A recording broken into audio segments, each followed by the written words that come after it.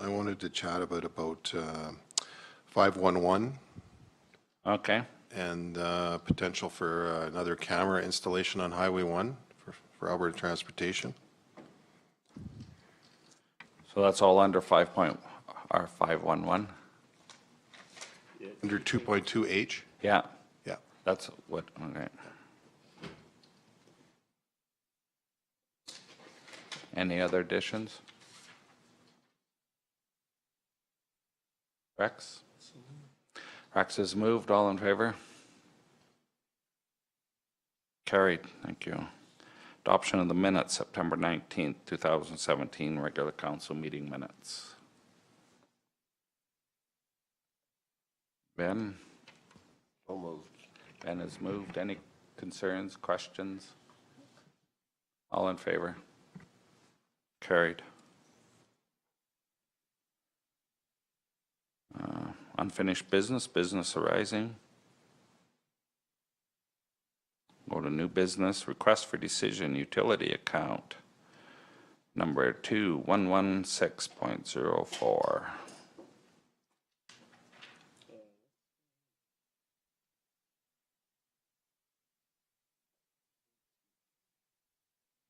Everyone got it? Page 9, I think, yeah.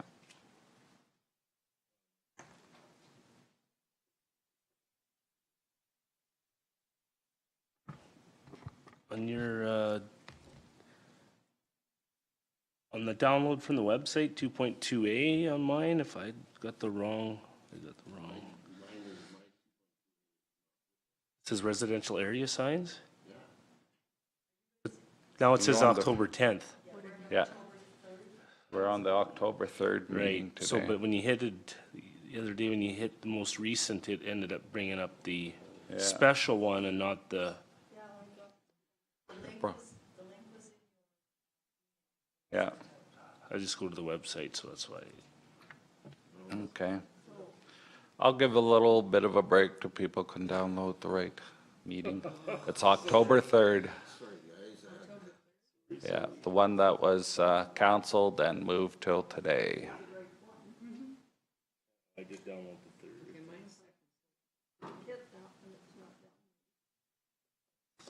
Servers on? Okay.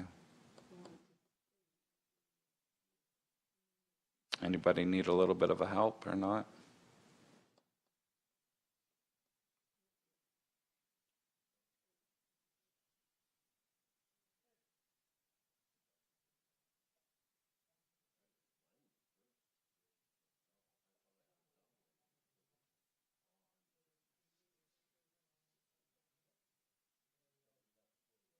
You could have downloaded it last week, yeah.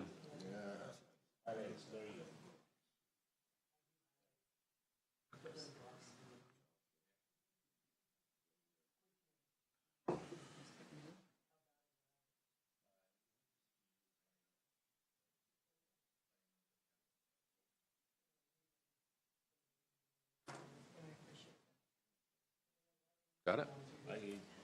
Working on Oh, it's working? Did you find yours, Ben?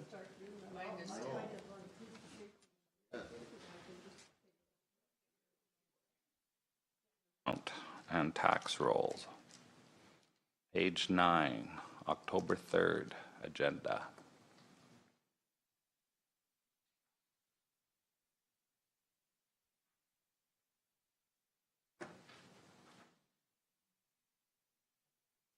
Any questions? Alice? When I read this, I wasn't quite, couldn't understand when a person has disconnected their water, why they'd be charged for the line in the ground. Because what I'm understanding, this guy has not got water hooked up in this house. So why would he be paying because there's a line in the ground, Paying what? paying a fee? This is The conveyance fee? Yeah, Because the conveyance fee is charged through WID whether you use the water or not. If it's operable to your property line, you pay it. It's the same for farmers, it's the same for livestock users, and I imagine it's the same for the county, is it not? They have the one rule that applies to everybody. Just because if you use the water or don't use the water, doesn't matter. If you're worried about the conveyance fee. Well, I think that's what the That's the levy, fee. that's what the levy is against the property, right? The conveyance fee there, yeah. Is the conveyance And- fee. And the fee is, I'll let Brian explain how you split up the fee and everything. Is that why you're in here, Brian? Yes, so the conveyance fee is charged to any serviceable lot in the hamlet. So anyone that has a serviceable lot in the hamlet, WID charges us a fee based on the number of serviceable lots in the hamlet. So that's divided out by the number of lots in the hamlet that the county has to pay. So that means that even though he's not using it and not connected, if he decided to, he could reconnect? Is that? Through the chair, yes, that's correct.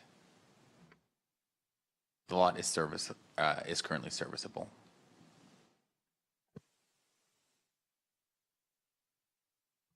So on every lot, and there's no development on it, they get charged that? So the water lines are there, but there's no residential home, there's no nothing on it. Are they still charged that? Through the chair, so if the resident has the ability to be hooked up to the system, that's when the conveyance fee is charged. Well, no, that didn't answer my question, though. Is on those empty lots that we have all the way down the line in Gleason, because there's a bunch of empty lots there, the water lines are there to the property line. Are we charging on those empty lots, all this conveyance fee to the owners on that? Because everyone, when the lines go down the road, there's an ability for them to get access to those lines. So are we charging those empty lot owners this same fee? That I can't speak to. I'm not sure which specific lots you're mentioning. I know what WID does charge us for is the amount of serviceable lots that we let them know about. We need to divide that fee by the residents of the hamlet. So then we must be being charged for those empty lots. So the WID must assume that the water line that's provided for by the county, right? And so if there's 4 trailers and 2 empty lots between, the WID must be charging us for those 2 empty lots. Through the chair, so we have a map, and right now we have a kind of a layer on our GIS. So that layer allows us to know which lots are serviceable and which ones are not. So based on that, WID charges us a fee that we have to pay. Yeah, so, So those lots may be, but they may not be. I'm not quite sure. I don't have that map in front of me. I could bring that back to council if you wish. well, yeah, because I'm kind of curious to know if they are being charged, all the lot owners are being charged for that particular fee. Because the deal for the water is done with I know Woodland what County. you're going after, Brenda, but let's keep on the topic here. The topic is this particular lot that was serviced and they shut the water off. The other lots that are or aren't serviced isn't really a bearing on this particular lot. This lot was serviced. This lot was being charged for. It is serviced.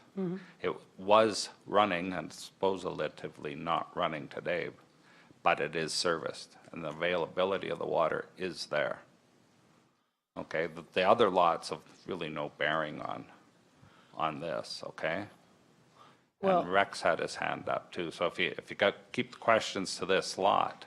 I realize that, but the reality of it is here, we're about to put a gentleman's property up for tax sale based upon utilities that he hasn't got, based upon a contract that we have with the WID and how we operate under that. This is the right. conversation, so I'm not just going off on a tangent somewhere. I'm actually wanting to know how this is, because if you go to other communities, such as Strathmore, and you're cut off from water and you're turned off, are they doing the same thing and maintaining a utility fee? But I'll let, I would think so. Yeah, if they're Ellen? Every community I've worked in, if you have a service lot and you choose to disconnect it, you still have to pay the maintenance fee to maintain that line in front of your residence. Because you have the option of opening that line up and using that service at any time, water and wastewater. Yeah, Okay, so it's no different than any other municipality. If it's not serviceable, like in Clooney, they're not serviceable lots, we don't charge a flat rate. Okay. Because we don't have services to. So through the chair, that's exactly right. That same thing happens in all of Hazard is the same. I had lots in Hazard that there was no line there, there was no charge. The minute they put the line in there and put the service in, then you're charged for it. I've got another lot in there that's a 25-foot lot in an area where they will not allow development on a 25-foot lot. They were charging me for services. They do not charge me for services now because I cannot develop that lot. There's a serviceable line there, but I cannot access Yeah. it because they won't allow me to build on a 25-foot lot, so they don't charge me for those services. okay. Rex had his hand up. Well, Alan took the words right out of my mouth on that part.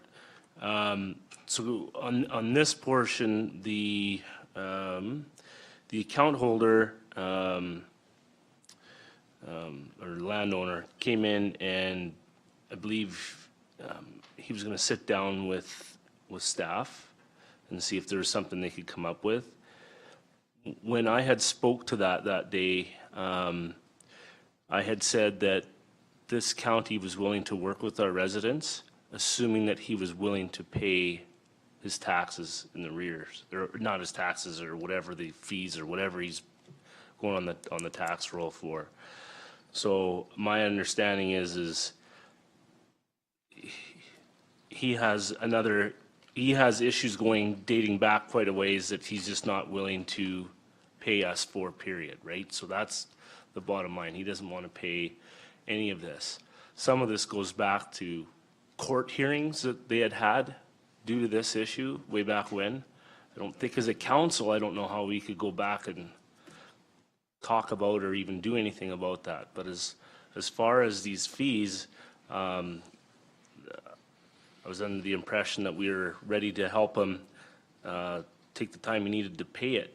But my understanding then is through the chair to staff is he's not willing to pay it at all. Is that right? Through the chair, so that is correct. The owner of the tax roll had mentioned that he, as kind of mentioned in the RFD, he'd asked for a refund of legal fees associated with the previous ruling that dated back to 2008, prior to paying any property tax or utility amounts outstanding. Yes, that's correct. Okay. Brenda, you had your? Alice? So what I understood when the gentleman was here, this hadn't been charged to him until 2017? That's wrong. Well, I'm not talking about the lawsuit. I'm just talking about the conveyance fee. Okay, there's two different things. There's utilities and taxes. He hasn't paid his taxes for at Nope. least 3 years Yeah, I'm not talking, yeah. on this So lot. this is taxes and the conveyance fee that we're looking at right now. Nothing about lawsuit in 2000, Yes. whenever. We Through don't want to talk the about chair, that. there's an Okay. outstanding balance, and it's a Okay. kind of a blended balance of both utilities and taxes. Okay, any other questions? Rex? Yeah, I would actually like to know one thing that, I know it pertains to this, but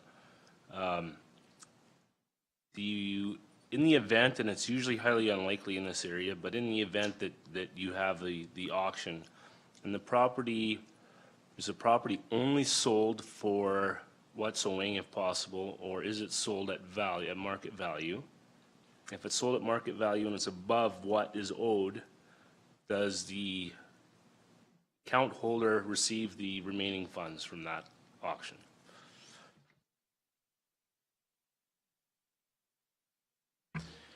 Through the chair, so a reserve bid is set.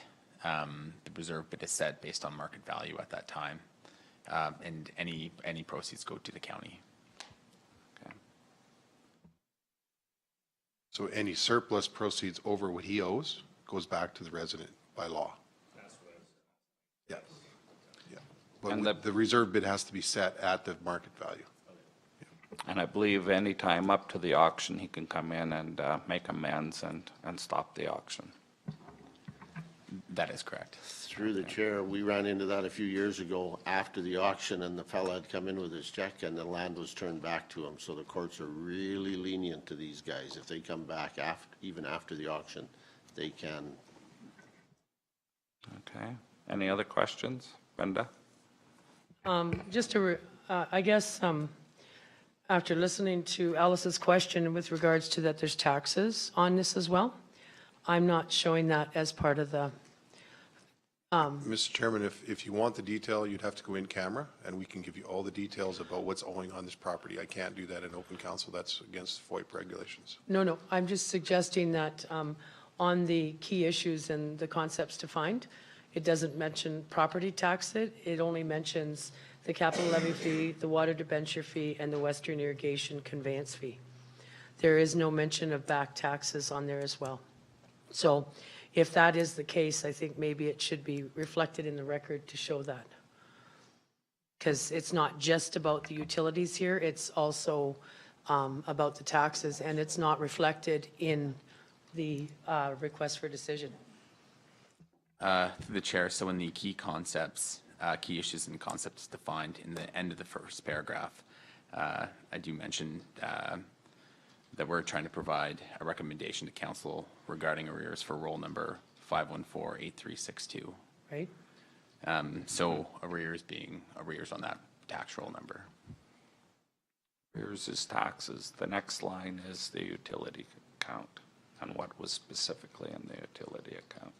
So I just want it to be pointed out through this process that, which line is it? Sorry?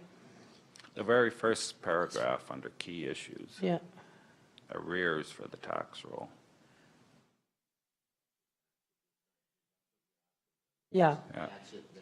That's it Yeah, there. and so that particular line regarding arrears for a roll, but it doesn't actually state taxes in there. Do you know what I mean? Arrears on a tax roll Yeah. would be taxes. We don't have tax rolls for utility accounts. As you see there, Yeah. a tax roll is a tax roll that's set by the province. There's regulations around that. Utility account is different. So as Brian said, these are blended. So it's a blended. combination of unpaid taxes and unpaid utilities and unpaid penalties, Yes. Right. okay? And if you want the breakdown, I can certainly give it to you, but you'll have to do that in camera. So through MGA section 553 subsection 1, a council may add, it's kind of, it is mentioned in relevant policies, practices, and legislation, just referring to the piece that a council may, or we may transfer any outstanding balances to a tax roll. So that's kind of where we end up with the arrears on the tax roll. Council's wishes. Ben? I'll move that we go ahead with the recommendation that the direct administration to proceed with the auction of tax roll 5148362. Any more questions? Ellen?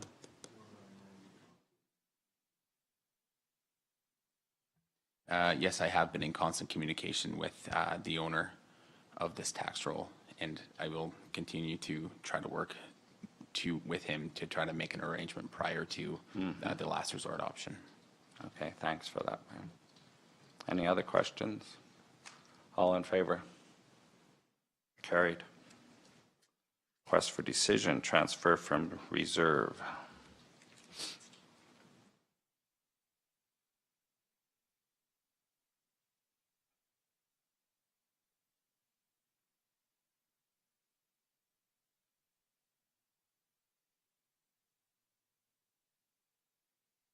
Any questions?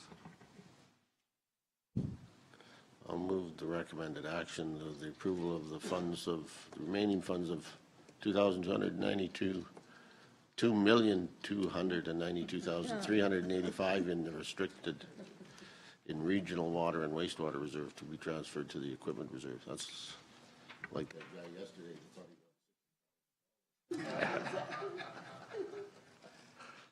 he Okay, any questions? Alice? So this is phase 1 and phase 2, so that is the rest of the water line to Gleason, and then the phase 2 is to Rockyford. Is that correct? Okay, so this 2.292 million is not going to be quite enough for that project, so it would come back later. Is that it? Alan? Yeah, I can answer that, Mr. Chairman. So what this is a transfer back into reserve. Yeah. There was money taken out of the equipment reserve to help fund this. As you recall, this was about 3 years ago. There was a motion. Okay, It's in yeah. the report. And this is just putting that money back in now that we've received grant funding. So phase 1's totally been paid for. Grant funding has been received by the province. The county's put their portions in. They're still working on the water truck fill station, which will happen next spring. But that's pretty much the only outstanding thing that's there. Phase 2 is well in progress. So hopefully that explains that. I know this is fairly complex, so if there's any other questions.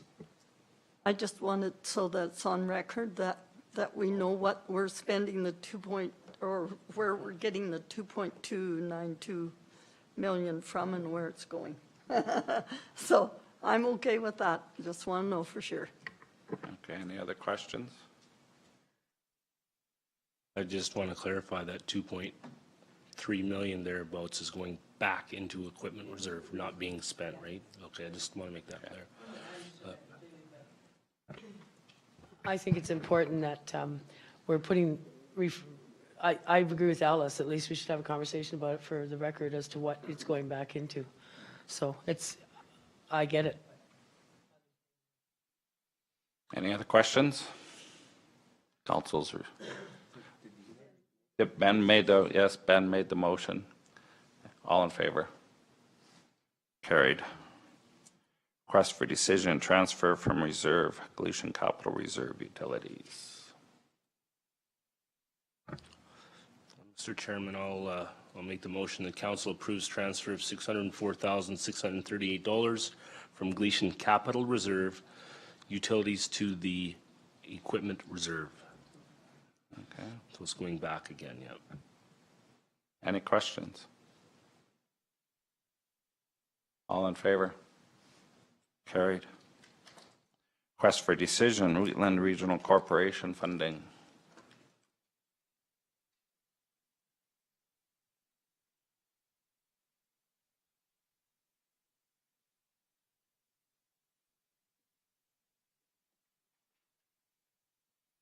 Council's wishes, questions? Alice?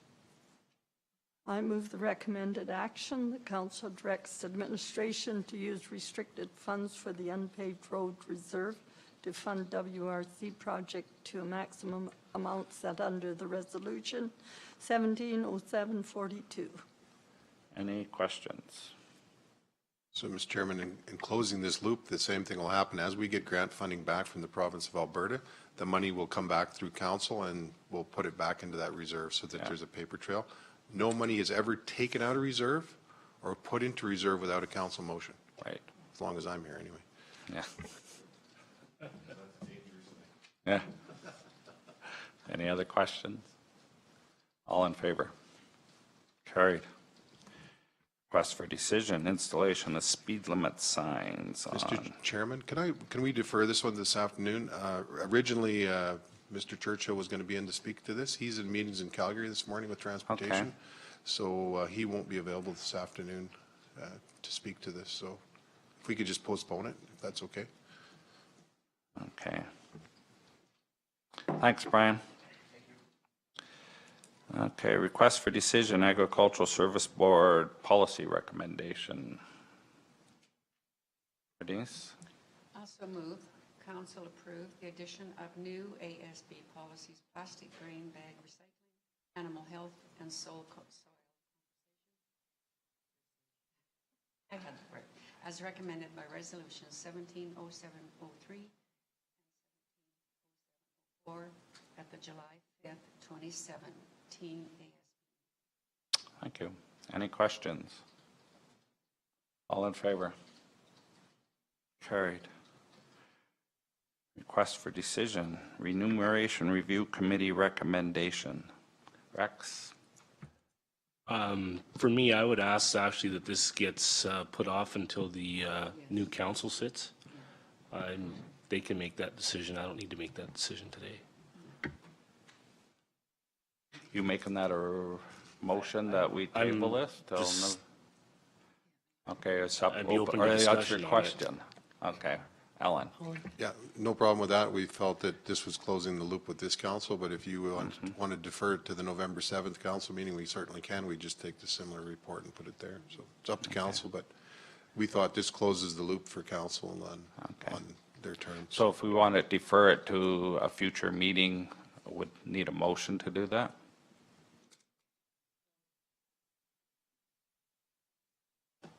Council's wishes.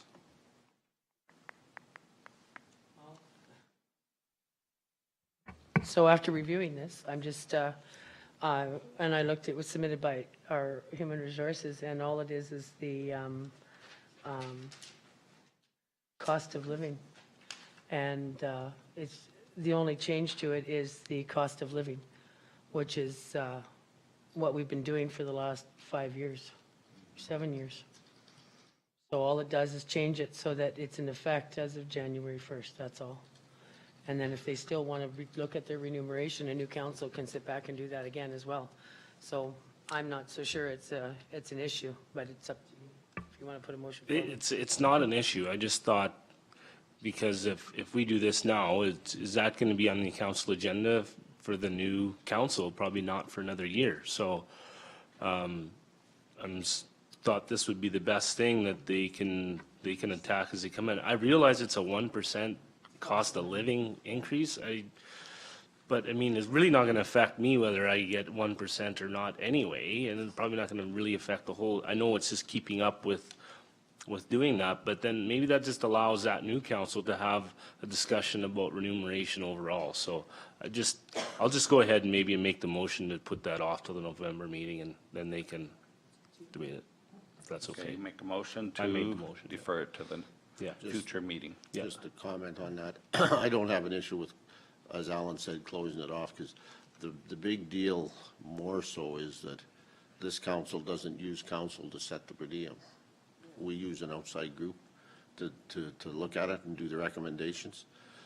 If it was this council setting it, I would agree 100% with you, but we have an outside group that deals with that. They bring the recommendation in, and then we look at it, and this is just an increase to Yeah, and Mr. Chairman, I can bring our HR advisor in to talk about that. I'd never even participated in it this year. I was on holidays, so Okay. he handled the whole thing. If you need more information, if that helps. But standard practice has always been in any other municipality I've been in is the council that's sitting sets the rates for the future year. Next year, that council that's here would set the rates for 2019 and moving forward, so. Okay. But it doesn't have to be that way. Doesn't have I to respect be what that way. Councillor Harwood's saying as well, so. When I look at the recommendations, it says, number 3 there, that would be reviewed in 2019, and number 4 would be reviewed in 2019. Maybe the next council might want it reviewed immediately, right? And it would be up for them to discuss at a future meeting, right? So is there any other comments? Because I've got a motion here. All in favor of Rex's motion? Carried. And H, Ellen, 511? Yeah, Mr. Chairman, I just would like to bring up the map for 511. So based on the conversation yesterday and some of the concerns that were raised, and I did attend a meeting after our meeting yesterday afternoon. Jetted out here to Strathmore to talk about their experiences with the storm on October 2nd. And it was a common theme there as well. Communications obviously is always a concern. Social media, as was brought up yesterday in this venue, was also brought up yesterday in the town of Strathmore, and the conflicting message that 511 was sending to people that roads were fine or passable, and some were shown as bare yesterday, or on October 2nd, while Highway 1 was closed. So I'll just pull up the map just for this area, so just bear with me. There we go. So what this shows,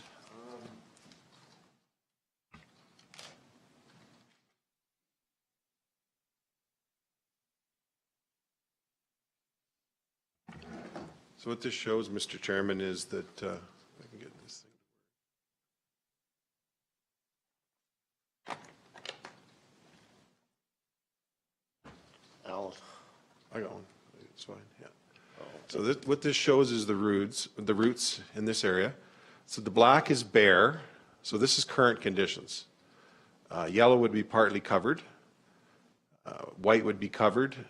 Red would be closed.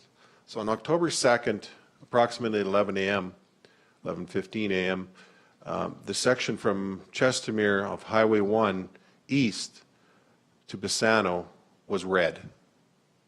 There was a section up by Drumheller of Highway 9 and a little bit of 56 that was red as well. I don't know what time that came on, but this was red. This became red because the RCMP detachment commander in Strathmore requested transportation close the highway, which was a good call, I think. And he made that request about 10 a.m. on October 2nd. The minister signed the letter closing the highway, which they have to do in order to close it. However, all these other routes leading into Highway 1 were shown as either black or white. None of those were shown as closed, as red. So that raises the concern, and from my understanding, and this is only my understanding, is that the service provider for Alberta Transportation and Alberta Transportation representative was on that highway, Highway 1, checking the highway out. But these other roads, they were unable to get to those. So they didn't make an assessment on closing those highways. Unfortunately, what should have probably happened in hindsight's always 20/20 as we know, Highway 1, as soon as it gets closed, they should have looked at the connecting highways and said, by default, they should probably close. Typically what happens is the highway transport guys that are out maintaining those will say, well, this highway's not in good shape, let's close it. Okay, so this was a bit of an anomaly in that respect. So I think it bears correspondence to the Minister's Office of Transportation to say, you need to look at 511. It's a great system. A lot of people rely on that. We found that out. But unfortunately, it needs to be more than just one person or two people trying to determine if roads need to be closed. If a major thoroughfare like this needs to be closed, then likely by default, these other ones all should be marked as closed too. Just my comments. The second part of it is cameras. So there's a camera at Chestermere, which was operational on October 2nd. We looked at the camera and you could see some visibility. The conditions west of Strathmore weren't near as bad as they are to the east. There's a camera east or west of Highway 56 on Highway 1. There's a camera east of Highway 56 on Highway 1. Neither one of those cameras was operable. And that's not the only cameras. And that's not a fault of the cameras, I don't believe. I think they've got some kind of sensor on it. So what was happening is you have whiteout conditions, it can't see anything. So all it sees is white. It wouldn't have shown you anything anyway, as you guys know. The issue, not the issue, but the thing I want to raise with council is the fact that there's no camera between Chestermere and east or west of Highway 56. And there likely should be one or maybe two more cameras in the vicinity of here. We know that in 2013 we did have blockage just down the highway about a mile because of that hill. It all drifted in and we had a semi stuck on that hill. I'm not sure where the camera should be located, but I think there should be a request made to transportation that maybe they should look at adding a camera or cameras between this one and this one. So that's all I wanted to bring up based on what we talked about yesterday, Mr. Chairman. Thank you. Brenda? I think you're right about adding the cameras, I think, and Clooney Hilltop is probably one of the more, because of the slope and the highway up there and the chains and the issues regarding that Clooney Hilltop.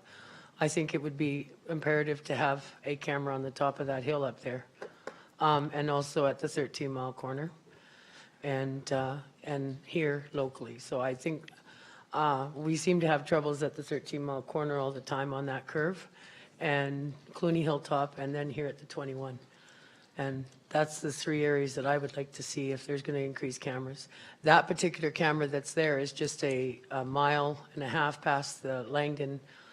That particular camera is on the north side of the highway, right It's a mile and a half, I think, or a mile and something just past Langdon Overpass. And, yeah, you can see the bridge, the rail crossing. So does it, now, do those cameras actually turn, or are they just focused one way? Different angles. They're not, from my understanding, they're not movable cameras. They're fixed Okay. cameras, but they do have a wide angle lens, as you can see, so they'll see a certain angle. Yeah, because that's facing westbound, so, yeah. The only other option is right by our weigh scales there, eh? Coming, Through the chair, sorry, if you click on that click for more, some of those stations have 3 views, so they'd have an east view, a west view, and a dead-on highway view. on the highway too, more. They're all fixed cameras. They No. different angles. But they go east-west. So they do have a west one, or an east one. That's the Langdon Overpass. I would suggest a camera, because we had the misfortune to be on the road near Glenmore Trail and Highway 24. The traffic was really heavy there, and it was just 2 inches of ice and couldn't see. So to me, that would be another good spot, is either the 24 or the Glenmore Trail, or both. So, Mr. Chairman, as you can see, there is no highways on, or cameras on other highways in in secondary or other single-digit highways, except for Highway 1 and Highway 216, some of the real major thoroughfares. That certainly could be a request. That's probably a long ways down the line, I would suspect, but I certainly respect that that could be a request in that. As far as Glenmore, we're responsible for Glenmore, so I guess the county could look at purchasing a camera if that's what you would like to do, if that's what you're suggesting on Glenmore. Because we're responsible for Glenmore, right? Every road was bad. Yeah. I think Alice said it yesterday or at the other meeting, a lot of it is when they close main highway, the #1 highway, everybody should realize that at least within 10 miles of that highway, there's going to be some issues. And I have not paid that much attention to 511. I'm just starting to, and this morning when I was listening to the news and the weather, I paid attention to what the weatherman was saying, and they are really pushing 511. Said it's an absolutely magnificent weather channel to tell you what the roads are like. So go to it before you go out traveling. And I'm thinking, oh yeah. So you're right. And it is a great tool, because people were phoning us in the ECC and the front office, and we were telling everybody to stay off every road in Wheatland County. And Newell was doing the same thing, and I think Cypress did later in the day as well. However, people were saying, well, 511 says the road's good. And I mean, not that I'd argue with somebody, but logically, if you're stuck on Highway 1, this is a widespread storm from wherever it started in North Olds all the way down to southern Alberta. Actually, it went into the States. So all the highways are in the same kind of condition, as Bernice said, right? That young couple that got stranded in Hazard and ended up at Clay's and spent the night with us was from Ontario, coming from Olds, and they got stopped at Strathmore. And then when they went on their, whatever you call it, phone, whatever, it showed that it was opened. They went to the 564, they went out to the 840, and they came back down to the 561 and went into Hazard, and that's as far as they got. And those were all open roads. That's, Alice? So maybe when Alan suggested yesterday that we need to talk to transportation. So maybe that's a good start. And could we get the figures of how many people from Strathmore to Bassano was stuck on the road? I know they figured over 300 vehicles. That's vehicles, not people, right? And use that as a statistic to show what's happening, because 901 was plugged, the 817, the Highway 24, 56, 564, all those major arteries that we can point out had vehicles, semis, and everything on, because they were listening to these guys. And they're saying the only road that has a problem is #1. and we can show that those other roads had big problems, because that's what people were listening to. So we really need to stress that. And that's why we had 250 people in Gleason, and there was cars all over full of people. So, you know, that's just the tip of the iceberg, the people that got into Gleason. So I don't know if that would help, Alan, and I think maybe we could, if we could get that statistics somehow, and then take that with us when we meet with the minister in November. Okay. Rex? Just more to what Alice had said. So are you wanting to send a letter prior to, or are you wanting to set up a meeting with the new council possibly? If this council chooses the AMDNC in November, what is your feeling on the best? Yes, I am. I believe there should be a letter sent from this council requesting, as we talked about, a review of the 511 and how they determine when one major arterial road is closed, how that may affect others, and also look at additional cameras in that section of Highway 1. And as Alice suggested, how it may affect and how it did affect it on the Monday. Yeah, certainly. So that's the first step. Yeah. I think a letter would be prudent at this Yeah. time. The second step would be for the new council to meet with the minister face-to-face or a representative from transportation, if possible, at AMDNC in November, and discuss this a little bit further. As far as the numbers, all we can do is estimate. The staff sergeant from Strathmore was out in a car because they had members that were unable to get to the detachment, so they were short of members, and he was out, he experienced some of it, but there's no way to know. There was 225 vehicles, as you can expect, because it was whiteout conditions. So we could make estimates, but I think that might be shooting ourselves in the foot a little bit, because if we're saying there's 500 cars, there might have been 2,000. I don't know. So I respect what you're saying. It would be nice to have those statistics. Unfortunately, I don't know that there's any way we can get those statistics, if you understand what I'm saying. So, but maybe there is. But. Through the chair, it's more important that they know that those roads were blocked. Yeah. Whether it was with vehicles or the vehicles had the snow blocked them, whether it was 1,000 or 20, it didn't matter. Those roads were unpassable, just like the number one was. That's what we need to get through to them. Okay. Brenda? I'll make a motion then that council send a letter with regards to Alberta Transportation, with regards to 511, and the process of closing the roads or changing conditions on the roads onto their website. Also, that we request a possibility of 4 more cameras locations. Do you want me to specifically give you those locations, Alan? Mr. Chairman, just request? you can make a request of 4 cameras. I think that's great. As far as locations, I think you got to leave it up to the ministry. They have to determine where there's power and all that. And I understand Clooney Hilltop would be ideal. Ideal. We talked about this morning about here.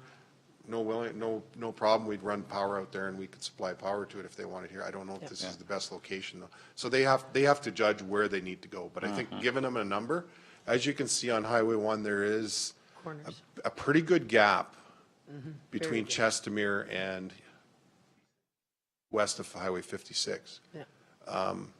And I'm not sure why that is. Maybe because we've never said anything before. I don't know. But so I think it's important. I like the idea of giving them a number. We would like to respectively ask for 4. But I think that as far as the location, if it makes sense, we should leave it up to them as how they can do that. No matter where we got if we got 4, one of them would be in a good spot. Yeah, so it would be, Margaret's asking a good question. It would be from Chestermere, from the existing camera at Chestermere to between 56. The existing cameras. west of Highway 56. Yeah. Yes. Yeah. Yeah, it's letter 2 would- parts. There's the 2 letter parts, would yes. be included Yeah, also. it's, because if they would have had all those roads as red, that might have helped our communications with people. you know, it's the same as I mentioned yesterday about the lady that was, you know, was running out of gas and she was going to ask her dad to come and deliver gas. So what do you say? I mean, you know, people are distressed and Yeah. they're not necessarily thinking straight. That's right. If her dad can bring her gas, then she could go home. Yeah. You know, I mean, it's simple, but it's easy for us to look back but that's the way, what people were looking at with 511 too. I'm not going to go down Highway 1, I'm going to go down 901 and block that up, you know, thinking it's better because this was said it was black for most of the day or part of the day. Some people won't leave their vehicles. I know they went on Highway 21 to pick them up, and there was 3 of them would not leave their vehicle. They spent the night in it, and everybody else went to the shelter. Well, our advice to people is if you couldn't move, stay in your vehicle, but if you see another vehicle once it starts to clear and you're running out of gas, go over and chat with them, and if they've got enough gas, you can at least stay warm, right? You know, I mean, yes, there's risks to that, but, you know, There's risks of freezing, too. there's a risk of freezing too, yes, that's right. Alice has had her hand up. I just want to, No, we're Yeah. discussing her motion. No. No, I was just thinking. At the Clooney Hilltop, there's a big problem because traffic coming out from the south and the north, especially the south from Clooney. That's where the pileup was there, but also on the, past the hilltop at the Clooney Colony. That's the other big hill. And they come down and they can't get up the other side either way, whichever way they're going. So it would be, Clooney Hilltop is a must. They were supposed to have red flashing lights put on. I know when we went, I think 4 or 5 years ago, they were going to do that. That has not been done. And that corner is, when it's blowing, you can't see nothing. You cannot see any traffic coming either way. So it's critical there as well as just east on that Clooney, the Clooney Hill, the Clooney Colony Hill. Ben knows where I'm talking about. They're the 2 real critical spots, the hilltop and the, yeah. okay. But the motion is to reassess their, and to provide 4 additional cameras in a nutshell. Alan? Can I make another suggestion? We've talked about it, and maybe in the letter it should also state that council wishes to meet with the transportation minister at AMDNC, if that's okay. be a second motion, relevant to the first motion. Okay. Future council to add on to that motion. Okay. To the agenda. Okay. So that was going to be a second. So I'll deal with the first motion then first. Okay, any other discussion? All in favor? Carried. Now, I'll make a motion that the CAO try to have to get an appointment with the Alberta Transportation for the fall AMDNC convention to discuss issues within the county, including this issue, the 511. Excuse me. Okay, Ellen? Can I make a suggestion? I understand and respect what you're saying, and that's always been our practice in the past. Unfortunately, we've had trouble getting meetings with transportation minister, as we all know. I wonder if a letter to the minister saying that we want to meet with the ministry, preferably at AMDNC, but if not, I guess they can come down here. Would that make more sense? Because I think last year we struggled, and then the one time Mason was supposed to be there, and unfortunately something happened in the house, which is out of his control. You know, we respect that, but I don't think we've had an actual meeting with the minister face to face At for a couple of years. AMDNC, I can't remember. You know, we've booked them, and things have happened. So if he can come here, I think that would be beneficial. Does that? Yeah, is that no, that's okay? fine. Yeah, I agree with Ellen to send a letter to the minister. Yep, amend a motion to request a meeting either in person here or at the AMDNC conference, whichever is more convenient for the minister. Any other discussion? All in favor? Carried. Thank you for considering that. I know it's kind of You're last minute welcome. notice, but I think it's important.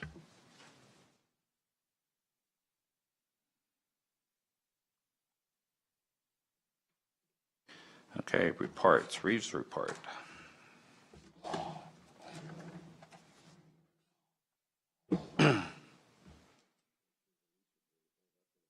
That's an appointment. The Speargrass Association, I believe, is the appointment. And the development permit is an appointment too. So I wrote some notes down here, but I can read them. I didn't put the dates on them. So, okay, first off here, I made a note. I come into the office, on the 25th of September. I had a coaches meeting with Alan had picked a coach up as per his job performance review. And I had a short chat with him, and yeah, I just thought it was a good deal, and he can continue on doing what he's doing. And then on Wheatland Crossing, school opening, I attended that, and that was, yeah, I really liked that. It was, the kids were all happy, the people that were there, the people that worked, Friends of East Wheatland were extremely happy. Yeah, it's a nice school. It's got high ceilings and some colors to it, and yeah, it was pretty good. So Standard Arena, same thing. We attended that, and Alice was there. She gave a nice little talk on the CRISP funding.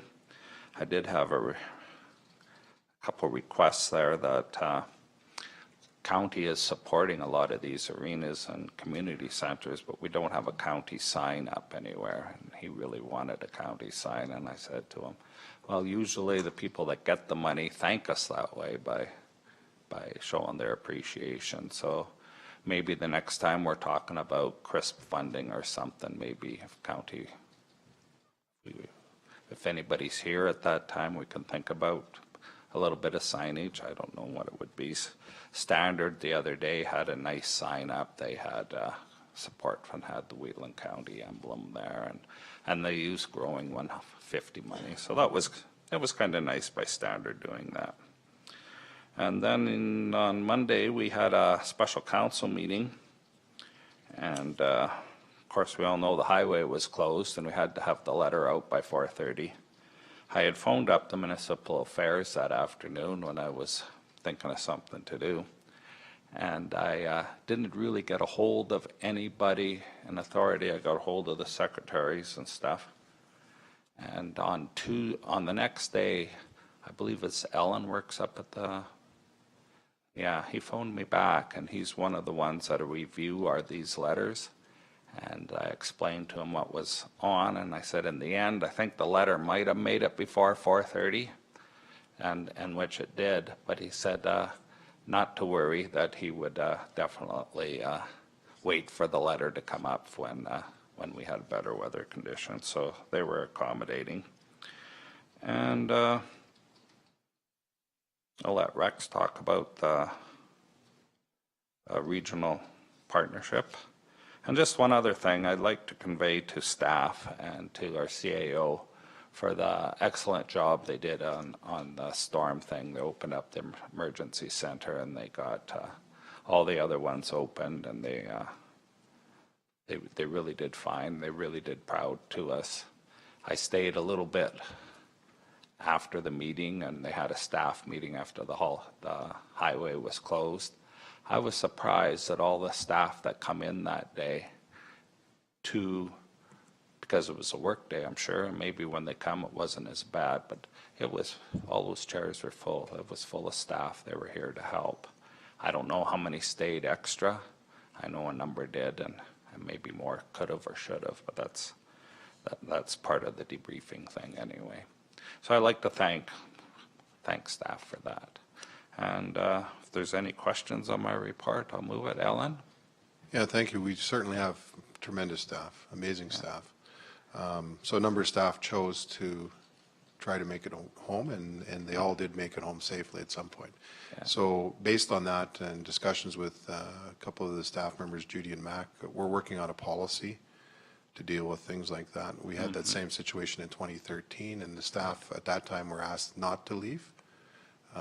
This time we gave them the option they could stay. Some did stay and assist, and it was great. Some chose that they needed to get to their families, and we permitted that. But we don't have a policy around that. So that'll come in probably November, December, and policy in regards to that, to better deal with that. And we did have a sign-out sheet. So as people left, we've tried to make sure that. The one thing I think we did fall down on is we just didn't have time to follow up with these people to find out that they did make it home. We did find out the next day that all of them did. Some of them did phone in. Yeah. But we didn't actively phone them because we were busy trying to coordinate other things. I'm not using that as an excuse, that's just the reason why. So we feel that a policy endorsed by council would be good in that regard, because we've had this happen twice since I've been here. Maybe I'm a jinx on it, I don't know, but it likely will happen more, I'm suspecting, as we go forward. We'll probably have more winter storms, but, so. Yeah, for sure. Thanks for that. Just on that, and I know Mac did say to me, but I was with the convoy kind of thing, but Mac did say to me that he'd like me to call in. But you know what? I forgot about it when I got home because I was too busy pushing people out and doing. However, that being said, if there was a policy that said that if on your way home and you don't make it home, then to call in and say that you're not home. But if you don't hear back, I don't know whether that's, I think you have to watch on that policy. You know what I mean? So, because if I was in trouble, I'm not sure I'd phone you. I have a guy with a tractor, so I know I'd phone him. So, but I know there's staff that don't have that ability. So if they did get into trouble and they did phone the office, at least you know that they're in distress, right? And you know, I did hear from a couple of councillors. I know I did talk to Glenn, and I heard from Ben, and I heard from Alice. I knew Alice was safe and Bernice were safe because they stayed home. But so, you know, it's just something that, you know, out of respect to our staff, I mean, we kind of fell down a little bit on there. I know that Mac did ask them to kind of let us know that, yeah, but we didn't have time, or we didn't follow up on that, I guess is one of the things. So we felt a policy that could kind of close that loop would make our staff feel more comfortable as well, so. Yeah. Okay. Any other questions? Alice? You hit the nail on the head, is there's only so many bodies here to do so many things.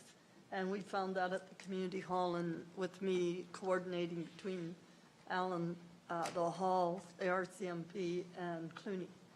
And everybody is phoning, and you've got so many calling, you haven't got time to spend on that phone and do what you have to do to keep people safe. So maybe we could think of a system where they could phone in and leave a message or something, have a call line. They could phone and somebody can go and say, yeah, so-and-so's home, or, I don't know, we got to think of something. Yeah, we certainly had an opportunity because we had a staff member at the front. We actually kind of set this area up in council chambers that if somebody came off the highway, we were ready to host them. We had food and that was in a freezer back here that we heated up. So we were prepared if somebody come. We weren't promoting that because it's not an official reception center, because we can't accommodate a lot of people. We do have some blankets and that. But we had a receptionist up front that monitored calls throughout the day, because that's one of the things in 2013 we didn't have that. Yeah.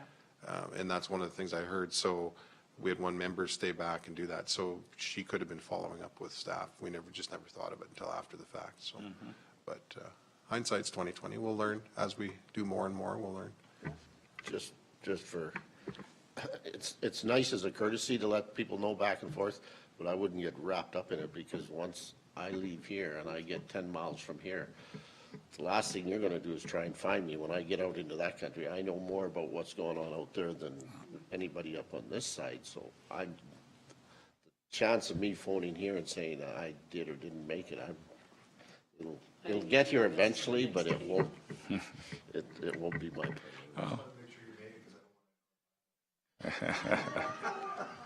Yeah. Okay. Okay, any other questions? Yeah. Rex? So in your report, you were discussing, you know, how Standard had put a sign because they had gotten some county funding for arenas. Obviously, everybody here has heard about some of the funding issues that the Ag Societies are going to be having, and one of the Ag Societies, Perry, I think, was saying that they did get their money. So if they all got their money, I think we definitely are going to have to be diligent next year, because if the Ag Societies aren't going to get the funding from the province, where do you think they're going to turn next? So We're probably gonna have to look at, I don't know, we're gonna have to expect that some of those calls may come in. Whether we can do anything or not, I don't know, but, I don't understand if, how reliant they are on that funding. So will arenas close if they don't get that funding? Like how severe would that be? So, Some of those ag societies are very reliant on that. That pays their utility bills throughout the year. And Perry and I were talking about it. They got their funding a week ago. They finally released it a week ago, and the government isn't guaranteeing that they're getting it next year. They may cut all of it. They may cut some of it. They haven't come out and said that. So I was putting something together. I told Perry I was putting something together to put on the Bear Pit session when we're talking to the ministers to address that and ask that. And I'm sure somebody else up there is going to bring it up too, because it is huge if they lose that funding. Huge. The Ag Society funding is a key component of the fabric of rural Alberta. Rural Alberta, yeah. It's the backbone of the funding that they get, because it's been reliable, right, in the past. Yeah. And I'm actually would like to put a resolution forward to make sure that the funding stays in place. I'd like to put an emergent resolution. That's why I asked you the other day what the deadline was for an emergent resolution. So, because we have a zone meeting coming up this month, next week. And yeah, but that's what I honestly believe we should put a resolution forward to seriously tell them not to take. Emergent resolution at the zone meeting? And that's why I did. I asked you what the deadline was, and you said it was October 3rd, I thought. So I think we should put a resolution forward right on the floor so that it's recognized not just as the Bear Pit session, but that they know that all. Make a motion. So I'll make a motion that we put forward an emergent resolution for rural funding, ag societies and rural funding for the province to not decrease or To continue it. to continue for ag societies. Do you want me? Okay. Questions? Okay. You made the motion. I'll accept questions for sure. Any questions? For the zone meeting, and then I will try to find a seconder? Like, It's an emergent. it's an emergent, so I have So to you can find. find somebody when you're up there. I'm So sure. on that note, they've also cut rural, so I also, like, I've known about the Ag Society funding. We've been arguing with the Strathmore Ag Society. I've got the letter from the ministers, the whole bit. But after speaking to Perry, they've also cut the rural funding with regards to gas co-ops.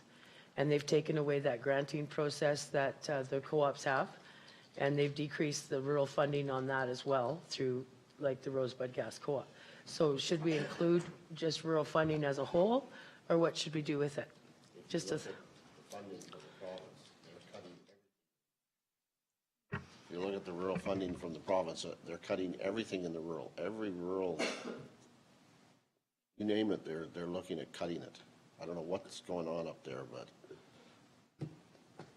so should we mention the decrease of funding for rural utilities and the funding? You could mention the decrease in rural Sorry. funding, Rural funding, i.e. the ag societies, Societies i.e. the the rural co-op, rural- gas co-ops, and any other ones that you we can can. verify Yeah. beforehand. So that would be my motion to put a emergent resolution forward, and then. I'll ask the next one. Okay, Sounds good, Glenn. okay. Any other questions then? Ellen? Just a question. I understand what you're saying, and the funding, is the funding the only part of it, or is there other rural supports that we anticipate losing, such as, and I don't know, I know federally, the post office and that, but this is provincial, so is there other rural things? Should it be funding and other supports to rural Alberta? Because there's other programs that I believe may be cut. So that was my question yesterday at the ASB meeting with regards to Barb's comments about the federal funding coming down, because the federal money comes in to be given to the Growing Forward program, and that funding, I think, is allocated towards the Growing Forward and stuff, but they're talking about also cutting the Growing Forward and some of the other cuts in those programs. But they can't, from my understanding, the province or the federal government that gives the money through, and that was what I was waiting. She was supposed to be here yesterday to report. Her comment in her report was she was going to be here on October 4th to have that discussion about what rural funding was coming down. That's why I asked if our ASB Fieldman would check into that funding so that we knew what was coming down through the federal programming. So I would guess, I know they're thinking about cutting some of those programs as well. So I was hoping to hear from Barb yesterday on that so that we could go after that as well. Any other questions? On the growing forward too, I think it's, and they're natural, there used to be a growing forward one and morphined into it too. And I think there's, that one's maybe run its thing and it's going to go into something else, what it's gonna look like. Like you say, we don't know. Okay, any other questions? So the gist of the motion is rural funding and then build on it. Gist of the motion, all in favor? Carried. Question is are you going to, and my next question, are you wanting to rate this or do you want me or, this is what I'm asking. Are you able to do that? Are you able to, or do you want me to sort of draft up something and then bring it forward to you? And we can draft something like we did the original, well, okay, I can start this weekend. I've got nothing to do on Thanksgiving Day, so, yeah.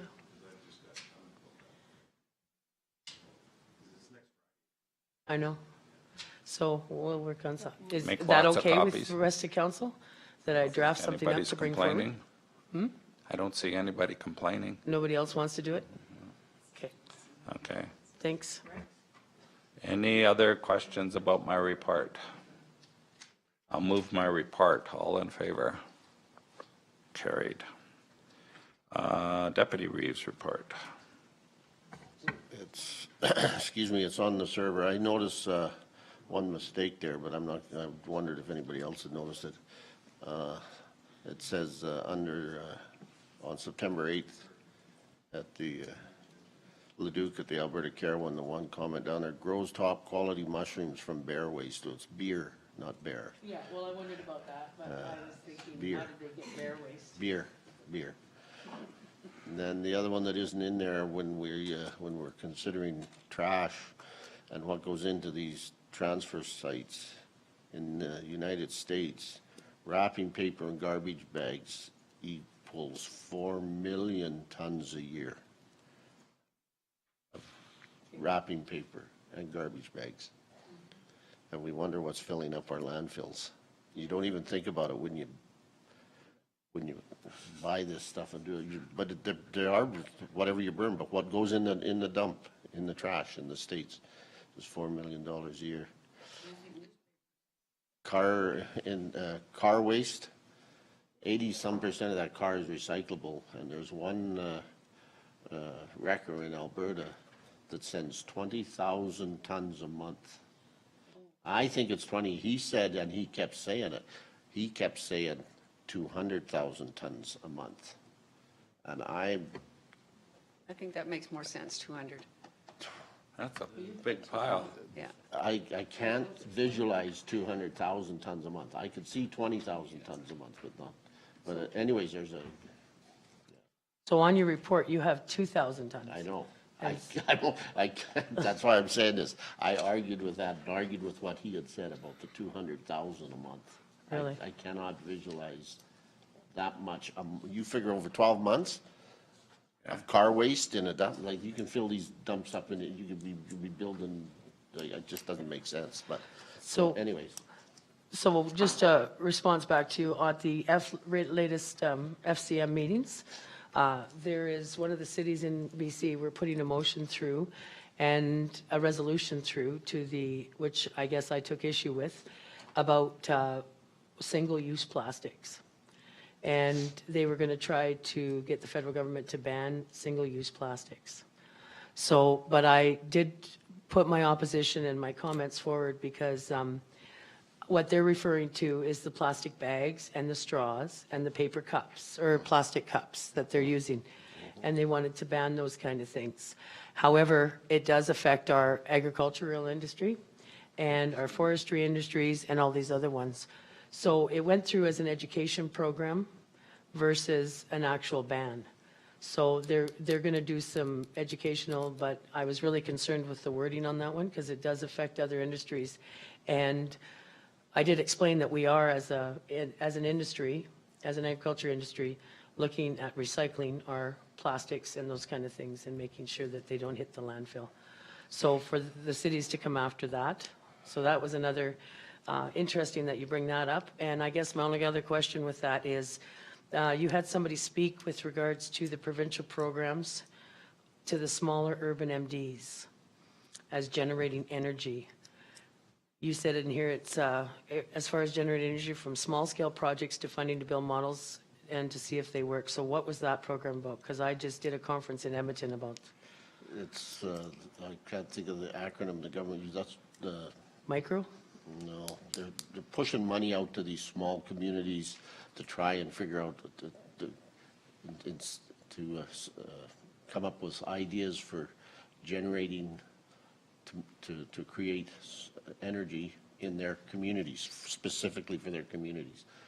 Scattering them all over the place, which to me is completely ridiculous because they're you can't maintain them.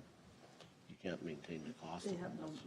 no money to even move So- forward on that. I don't know where they're, So are they putting it back on the grid? Because the presentation that I sat at was, I can't think it was, but the name, it's not off the top of my head, but they're starting with the solar panels in everybody's homes right across the board. And then once they're in the home, it goes back out to the grid. You can, the excess. supposedly. So, If you can well, it seems afford to be working in large urban centers. So I guess my question is are they putting the money, how much money are they putting out to do this for urban? And is it the municipality does it, or is it for the homeowners? No, this follows the one that they were going around here earlier last year. And they were running small seminars all over the place. I went to one in Red Deer, and they were pushing, I'm trying to think of the name of the group that did it. It was from,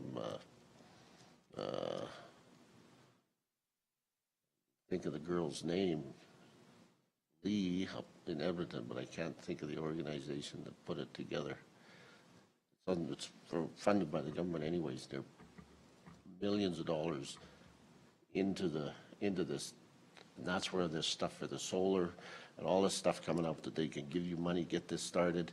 And that's where some of the solar presentation came from here, came from that same thing to get it going. But I'm trying to remember which group it was, but I'd have to get back to you on it. Yeah, no, I'm just interested to know. Okay, Glenn. It's frustrating when I guess where I'm coming from is when we're working on a huge regional to deal with some of this stuff, to generate energy, and they're trying to come in the back door with little tiny ones scattered all over Hell's Half Acre to do exactly the same thing, but they won't recognize what we're trying to do on a larger scale is where Solve the issue, yeah. I'm coming from, of course. I agree, that's why I'm asking. But it's, Okay, I don't know where this fits in with you, Ben, but I attended a seminar at UFC, and they asked if I would bring forward if we could get the government to change how, example, diapers, disposable diapers, they take over 200 years now to dispose in a land site. And cigarette butts, they would like to see them changed or eliminated because they take 95 years. And they said, like cigarette butts, I guess, I never dreamed it could be as horrendous as it was. They wondered if that can be brought forward. a lot of the problems, and this may look after itself, but a lot of the problems with this stuff, and that's where some of the problem with ag plastics, if we generate it in Canada, we can control it. But when it's generated in China and Korea and Pakistan and the Philippines, we have no control over that, and it becomes a marketing, it's a government, And how do you ban stuff from another country without affecting your whole trade? And I don't. Well, know. that was mentioned, but they also thought maybe we could have control of what comes in. Is there a limitation? But I said I would bring it forward, so. Yeah, I know, but that's exactly what we're following with the ag plastics. You can't, because of the huge trade, what the feds do and with their agreements with these other countries for import and export, that's where a lot of this stuff comes in and how it gets in here. What you're going to see, China right now is refusing to take our garbage, our scrap plastic, our garbage. Yeah, I know that. They've got on the recycle, they've got on the, what do you call it, the clean environment, eco-friendly kick. We can't even send our plastic to the States now because they were shipping all of theirs out to China. They can no longer ship a lot of these excess, like your clams and your cups and your stuff that can't be recycled. It was all going to China and they were doing, it's not happening anymore. Yeah. So now for us to ship to China, to the States, our packaging or our container that we ship down there has to be 100% clean. If it isn't, they send it back to us and we end up paying the freight both ways because the Americans have to stop shipping it overseas. Yes. So they have to deal with their own stuff. They don't need ours. Yeah. So we have to start dealing with our own here at home. But that's why that come up, is because of the stop of ours being sent out. And those are the two things that they said are causing the greatest problem, is the diapers and the cigarette butts. But to take over 200 years to dispose of a diaper, it's ridiculous. It's because of the compounds in it. The other one is your little coffee pods. Those what do you, Curie eggs or whatever. It's huge volumes of that Yeah, stuff. they talked about those too. It all adds up, but, so.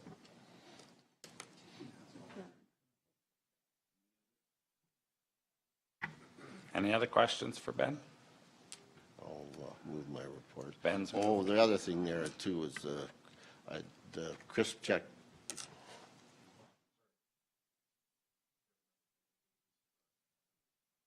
Oh, the crisp check for Drumheller. I didn't take a picture of it, but the Drumheller Mail did, and there was another reporter there for the news radio station down there. So when the Drumheller Mail comes out, I'll get the whatever they put in the drum mail for the. No, it's not off the radio. The Drumheller Mail. Well, there was a guy there from the radio that he took it for not the picture, but a voiceover, whatever you call that shit, that stuff. But anyways, I'll bring the picture in from the paper. Okay. Okay, any questions? All in favor? Carried. Mr. Chairman, as I put under Ben's report, a request from the Hazar Curling Club for 2 loads of gravel, so council could just. Thank you, Alan. Yeah, Wendy talked to me about that the other day, and she said she'd send a letter in for the curling club. And are we going to deliver it? She would like us to. Delivered? Okay, 2 loads of gravel delivered? Yeah, okay. Okay. Okay, any questions? All in favor? Carried. Of course, that'll be tracked through the way we usually track it. Good. Division 1 Councillor report. Yes, thank you. There's a letter attached where the Wheatland Crossing School would like to use a portion of Range Road 222 on October 5th for the Terry Fox Run fundraiser activity. And they need to use 300 meters section of the road from the school running south for the 300 meter from 1:30 to 3:30. So that's tomorrow. Is that still on? Mr. Chairman, that's been canceled. So I got an email from Adam yesterday saying that they were going to cancel that just because of the weather. So that doesn't necessarily need to be dealt with. They are going to make the same request for next year, he said. So I said I will bring it forward to the new council at that time. Yeah, when I looked down that road this morning, I thought, this isn't going to happen. But anyway, it was brought, so I guess we don't need to make a decision on that. The Canadian Badlands, I sent in information, Chris McClellan, who worked for the Canadian Badlands, passed away. So it's made quite a hole in their organization. He did a lot of the planning for the MGA and was really a diligent worker. So I don't know whether we should send a card or something to the Badlands saying that, right? I've been looking for the announcement of a memorial. I don't know if you remember Christopher, he was the larger fellow. Yeah. And so, I didn't receive anything through. has anybody else received, have you received anything, Alan, from Canadian Badlands on services? No, I didn't either.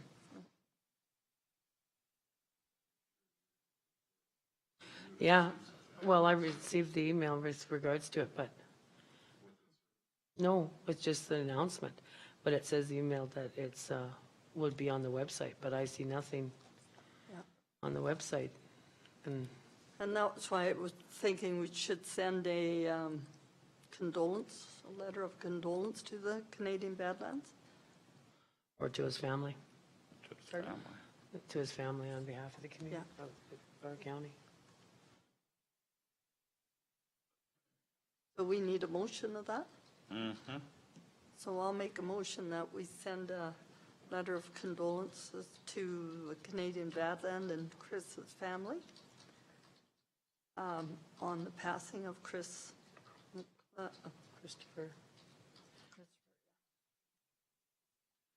To Canadian Badlands or just to his family? To his family. To his Well- family. Yeah. And now, if we send it through to the Badlands, they will get it to his family on Okay. behalf of our council. Okay, we can Okay. maybe do it that If way. I that's would I'll be go in and favor of the make a family. friendly amendment. Yeah, that's Yeah. the best way to do it, and we'll just send it through to the Badlands, and they'll make sure if we can't get it to, please check the Canadian Badlands website for any Okay, any details. questions? And I've done.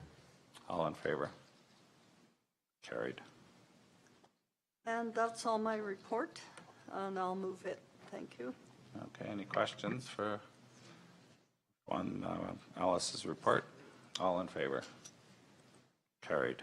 And through the chair, Mr. Chairman, if you, Brenda, that was Alberta Innovates is who this is. What's it called? Alberta Innovates. Innovates. They put Okay. money out there to all the schools.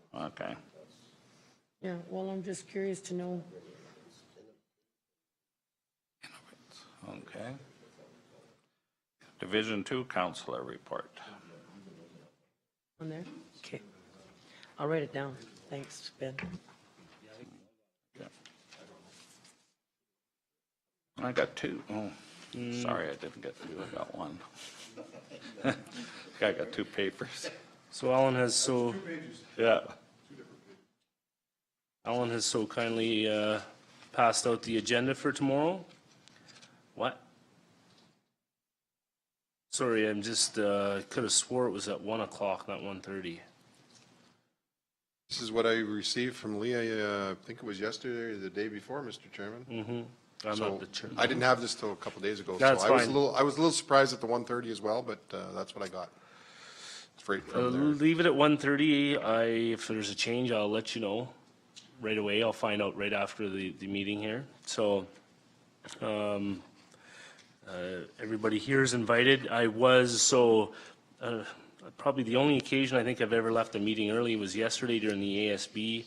I had a meeting with the chairman and the general manager of WRC and the general manager and myself drove out to Gleason yesterday to have a look at what was going on in Gleason. First of all, I just want to suggest that the conditions there are extremely muddy and wet. So yeah, wear some boots or wear appropriate footwear because you walk in 6 feet and you walk out 7 feet. So having said that, they were doing the preliminary testing to have Gleason come online. Whether that actually physically happened late yesterday to bring Gleason online or whether it came about today, I'm not 100% sure. So Friday definitely seems to be a fitting date for the ribbon cutting ceremony. I do know that I have had some people ask me that wanted to come that are nominees for the next election. So I told them it was open to the public. They are going to come. So having said that, that's kind of what's going on tomorrow. Now, there will be an actual tour of the facility, and then there'll be questions and answers at the hall. As you know, Alice, they booked the hall there. So the general manager will be there, as well as the chairman as well, and myself, for anybody to ask the questions and to take a tour and understand what's been done there. It's really really something to see. The treatment plant itself has been cleaned up, and we got rid of a big generator that was inside the shed, and now we have a nice, beautiful standby generator on the outside of the shed, which has made it for a nice facility as well. So I won't babble on too much. I think you'll probably go ahead. So this agenda I received on this Tuesday, 2 days ago at 3:54 PM. Yes. So I'm assuming it's the most recent. I Yeah. apologize if it's not. It's Yeah, I already did all email gone. it to everybody as well, but, because I know there was people asking me about agenda. I didn't have it till Tuesday, so I couldn't give it to you. So Yeah. I don't know why it's at 1:30. Originally it was at 1, but That I originally- can't speak to that. Well, Sorry. because that meeting, I actually chaired that meeting when we had brought this up, and I had made it for 1 to 3. 1:30 is not a big deal, but I will verify that beforehand. So, Anything? well, I do. And Alice wants to ask me a question. When I talked to Baja, he said they changed it to 1 because of it running into the next Oh, to meeting that Jim's. everybody had. So No, they're but going to we- be there at 12:30 to set up. They want everything ready for 1. So, well, And that's all I know when he booked the if you want to be safe, you can be there for 1. I'm sure that's fine. I'll verify when that starts, but Yeah, that's all. Alan and I and Baja, I think we've all went in circles on this one. Given the times that are even here, we should be able to make it back in time for Jim Laszlo's. Presentations for Jim's retirement's not till 4:30. The Yeah. open house starts at 3:30 for members of the public on that, but Yeah. presentations don't, you got lots of time. Yeah, we got lots of time, so. So that's not why, originally, as Rex said, at the meeting, I was at the meeting with Rex, actually, we drove up together. Rex had asked it for at 1 o'clock, so I'm not sure why it's at 1:30, but it's irrelevant. I mean, it's No, gonna, it's not a It's not problem. a big deal, no. And I'll just verify which it is, just so somebody's not feeling they're missing out. And I just wanted to quickly report on the Strathmore seed plant. I have no report, but just let you know that literally for the last 2 months, these guys have been out harvesting and getting stuff done. And I know we bought some new bins, as you can see as you drive by, JTL bins. We got from Strathmore, actually, so they just delivered them here in the last couple weeks. But I don't really have anything too much of interest. That meeting is happening next Wednesday, so. Other than that, Mr. Chairman, I will see you all tomorrow and move my report. Any questions? All in favor? Oh, sorry. Mr. Chairman, I just had a comment. Yesterday in the Ag Service Board, it was brought up by Perry Ellis, one of the Ag Service Board members, about the on-call, or the one-call registry. So Baja had indicated to me yesterday afternoon that, yes, once we receive the as-built drawings from MP, this should happen. So phase 1 as-built, we should probably receive in the next month or 2, and then he can register as with one Right. call. You can't register it until, well, I guess you could, but the as-built are the ones you want to register with one call. Right. So it will be done with one call, so just so you know. Okay. Yeah, so more to that, we did hire Leah Jensen. She was the CAO at Standard. She's now working for WRC. So Baja and I actually had that same conversation yesterday afternoon. I said to expect that email, and we discussed it. And so he thought that we might get Leah to start that process as soon as we get those drawings. So thanks. Any other questions? All in favor? Carried. Division 4 Councillor Report. Okay, they got Marigold written down here, but it's actually Chamber of Commerce. They are having their business awards. They're going to select a business and give them an award. And we have about 2 more days, and I would really like to know if anybody here knows a rural business that we can apply to, put into this. It's always been the town, but we can put a rural one in, so it's October the 19th, and it's going to be at the Civic Center, I think. Go ahead. I have lots. There's M&M Drilling, there's K&K Livestock. I've got,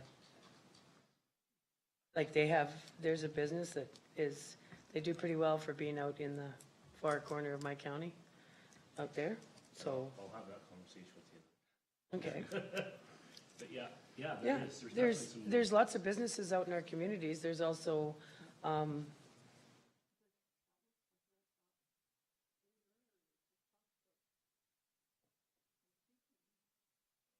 oh, they're a co-op. They're not really a private business. So I will phone Shelley and tell her that there could be a couple coming in, but Okay. What is it that you have, I have a question. What is it that we have to do in order to get them? Is there a form we fill out or? yeah. Yeah. So- So I'll give you Shelley's number and you can call her. Well, either that or just have her email us a form and we'll put some businesses forward. Okay. I'm sure there's more businesses in your area. What about yours, Ben?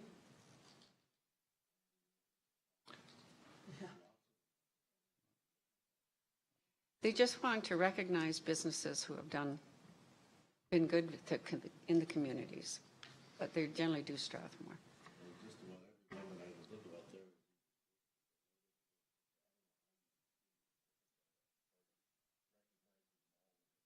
No, who you recognize as a good business or who stands out.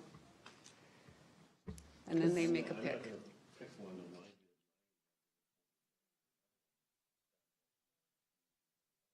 They've had it in the paper for a couple of times, but Because I there's thought, also I'm just Eagle going to Lake push on Nurseries. this because I would like to see a rural one get it recognized.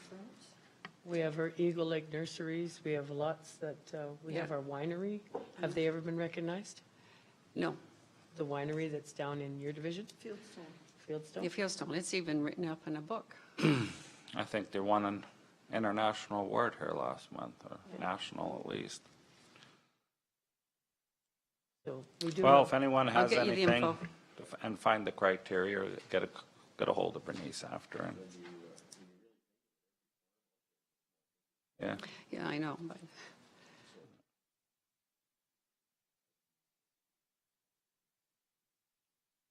okay, anything else, Bernice?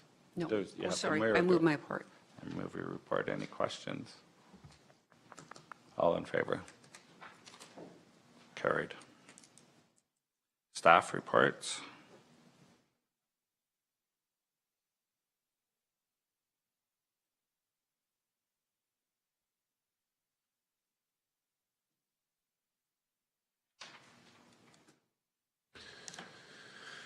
So, Mr. Chairman, I have two reports, my general report and then the one with the safety audit. So just on the general report, as you know, there's a retirement event planned for Mr. Laszlo tomorrow afternoon. 4:30, there'll be speeches, so if any one of the councillors wants to speak, I'll be kind of opening it up and doing a little presentation. But if you want to make any comments at that event, you're more than welcome to, so I'll just ask if there's any comments from the council, and you can come up and if you're here. So I've invited some people throughout the province to attend, and a couple of them, unfortunately, Paint Earth and that, they have a council meeting tomorrow, so they won't be able to make it, because I know that he did spend some time in Paint Earth, but they wanted me to send a couple comments his way, so we'll certainly do that tomorrow. So that's one of the things that's not in my report, because that's upcoming. And my report, I guess, is attached. If there's any questions in regards to that, I can answer those now, I guess. Any questions? Alice? You had a meeting with the Jubilee Insurance. My question to you, Alan, is we had the Jubilee come down to Wheaton County, and we brought in some of the community organizations. It was an open invitation to come in and go over the insurance and what we have to meet in the community halls. Would that be available again? Most certainly. Yes. Yeah, because So the event that I attended in Calgary was the Risk Pro. It's an annual event. It, in the past, they've given us, just for attending and filling out the paperwork, we've always got a 2% credit. This year, there was more paperwork involved in it, so Brian's already completed that and will receive a 2% reduction in our insurance for attending and completing that. But I can certainly talk to them about coming and doing a presentation to the A&Is, additionally named insureds. That's a great idea. Yeah, I'll do that. Any other questions? Motion for the report. X is moved. All in favor? Carried. So, Mr. Chairman, Wheatland County 2017 External Health and Safety Audit. I did receive last Friday, I think it was, our certificate of compliance did come in, and it expires now August 30th, 2020. So what ends up happening is annually we need to do an internal safety audit review. And so we have 2 auditors right now, and we're currently sending 2 more for auditor training. And then every 3rd year, there needs to be an external audit. So this is our external audit year, 2017. And we were able to coordinate with the town of Drumheller to come in and conduct that review. And our staff concurrently went to Starland County, I believe 2 or 3 weeks ago, to do an audit on Starland County for them. So the report, the full report is attached, and I respect that you may not have had a chance to go through everything. I've kind of summarized it in my request for decision. The one area where we need to continue to improve more than others would appear to be the section to do with the inspections and the follow-up. We're doing fairly well, better than we have in the past, but we still have room for improvements. So is there any questions on that report? Any questions? Rex? Yes, Mr. Chairman, through the chair. You have, my apologies, who's the health and safety person for Wheatland County, our manager? We have a OH&S officer, that's Maggie. Yeah, she's been in that role for about a year and a half or so now.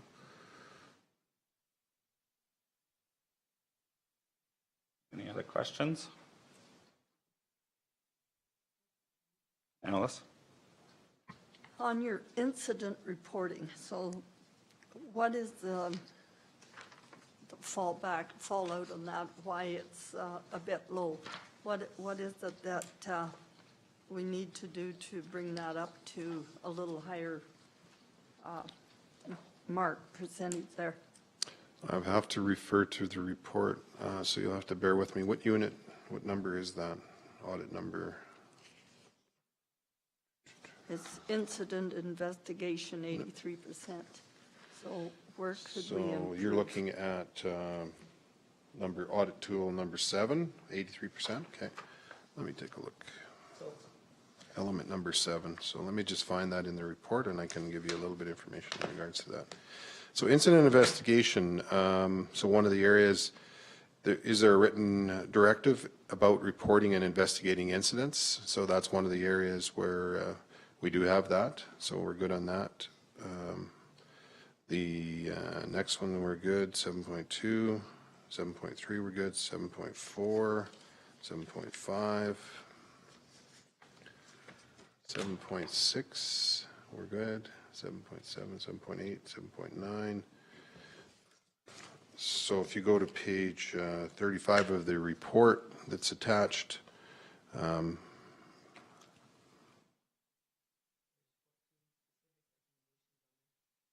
The very last page, page 6.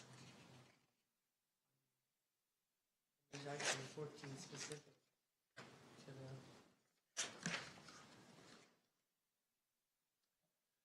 So program strengths listed, and then also suggestions for improvement. Auditors recommend, just let me read these off. Auditors recommend that Wheatland County prepare a written incident, accident, and directive. Auditors suggest that the county provide incident accident training to any new management personnel. So we've got some new management personnel that haven't had the training. So that's actually in the works. I think the training is actually next week. 27% of workers interviewed stated that they did not know the results of any of the accidents. So we've changed recently, 2 months ago, 3 months ago, we changed our reporting format. So previously, all the incidents were reported on our Joint Health and Safety Committee minutes monthly. Now we've provided pie graphs. So what I do is send out monthly, I'll send out a pie chart and quarterly updates of where our incidents are at. Doesn't list any names or anything like that. So that's, I believe, helped because I've heard some good feedback about that. It's easier for people to understand. And then the auditors reviewed 5 incidents as a sample, noting that corrective actions for the event. The auditors then attempted to confirm the corrective action had been completed, and that's one of the areas where we're really falling down, is that sometimes the corrective action is not completed in a timely fashion. So they'll put a timeline on it and they'll say this needs to be completed by July 31st. And next inspection comes around, quarterly inspection, it still hasn't been completed. So it's not as common as it used to be, but we're still having the odd situation where that's occurring. 3 years ago or 2 years ago, a lot of it wasn't getting corrected, but now most of it is, but there's the odd thing that's not getting corrected in that timeline. Sometimes the timelines are set too rigid, and it doesn't give enough time to get the work done. And sometimes it's just lack of keeping on it, right? So our OH&S officer is investigating ways that she can keep a tracking system on that, reminders to people that, you got to do this. Because she goes and does the next inspection and finds out, oh yeah, this wasn't taken care of. So, but it is getting a lot better. But that's where our rooms for improvement are in element number 7. Yeah, that tracking system is probably going to help considerable, Yes. right? Yeah. Sounds good, thanks.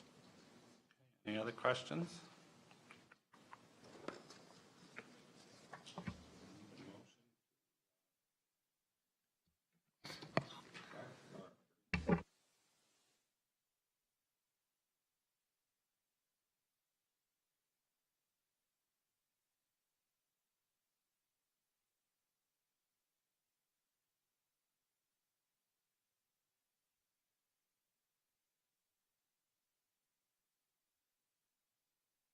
Any questions? Thank you for that. Before you vote, I just wanted to say that I've expressed my appreciation to Maggie and all the great work she's done. She's done a fantastic job coming into this role, like I say, a little over a year, about a year and a half ago. And she's really taken the bull by the horns and done some great things. So I look for really, really good improvements as we move forward. She's actively working on our safety manual that hasn't been really updated since the 90s, I think, when originally it was done by contracted. So we're doing that in-house, but she's got about half of it done. So she's really done a fantastic job. So I want to recognize her for that. And staff are really supportive of the safety program. It's come a long ways from a few years ago. So incidents are getting reported. And follow-ups getting done for the most part. So That's good. Glad to hear it. Any other questions? All in favor? Carried.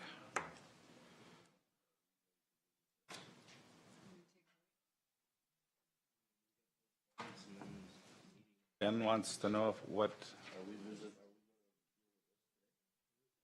From the water corp to keep the board. Well, I think that was next meeting, wasn't it? After 5 years. That was next. Well, it was part of the thing. It's not part of the agenda. Does council want to? I just wondered, it was handed out as a Yeah. agenda or next agenda? Baja's request for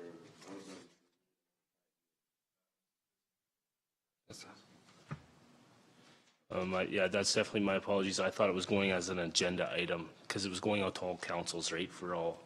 You want to speak to it, Rex?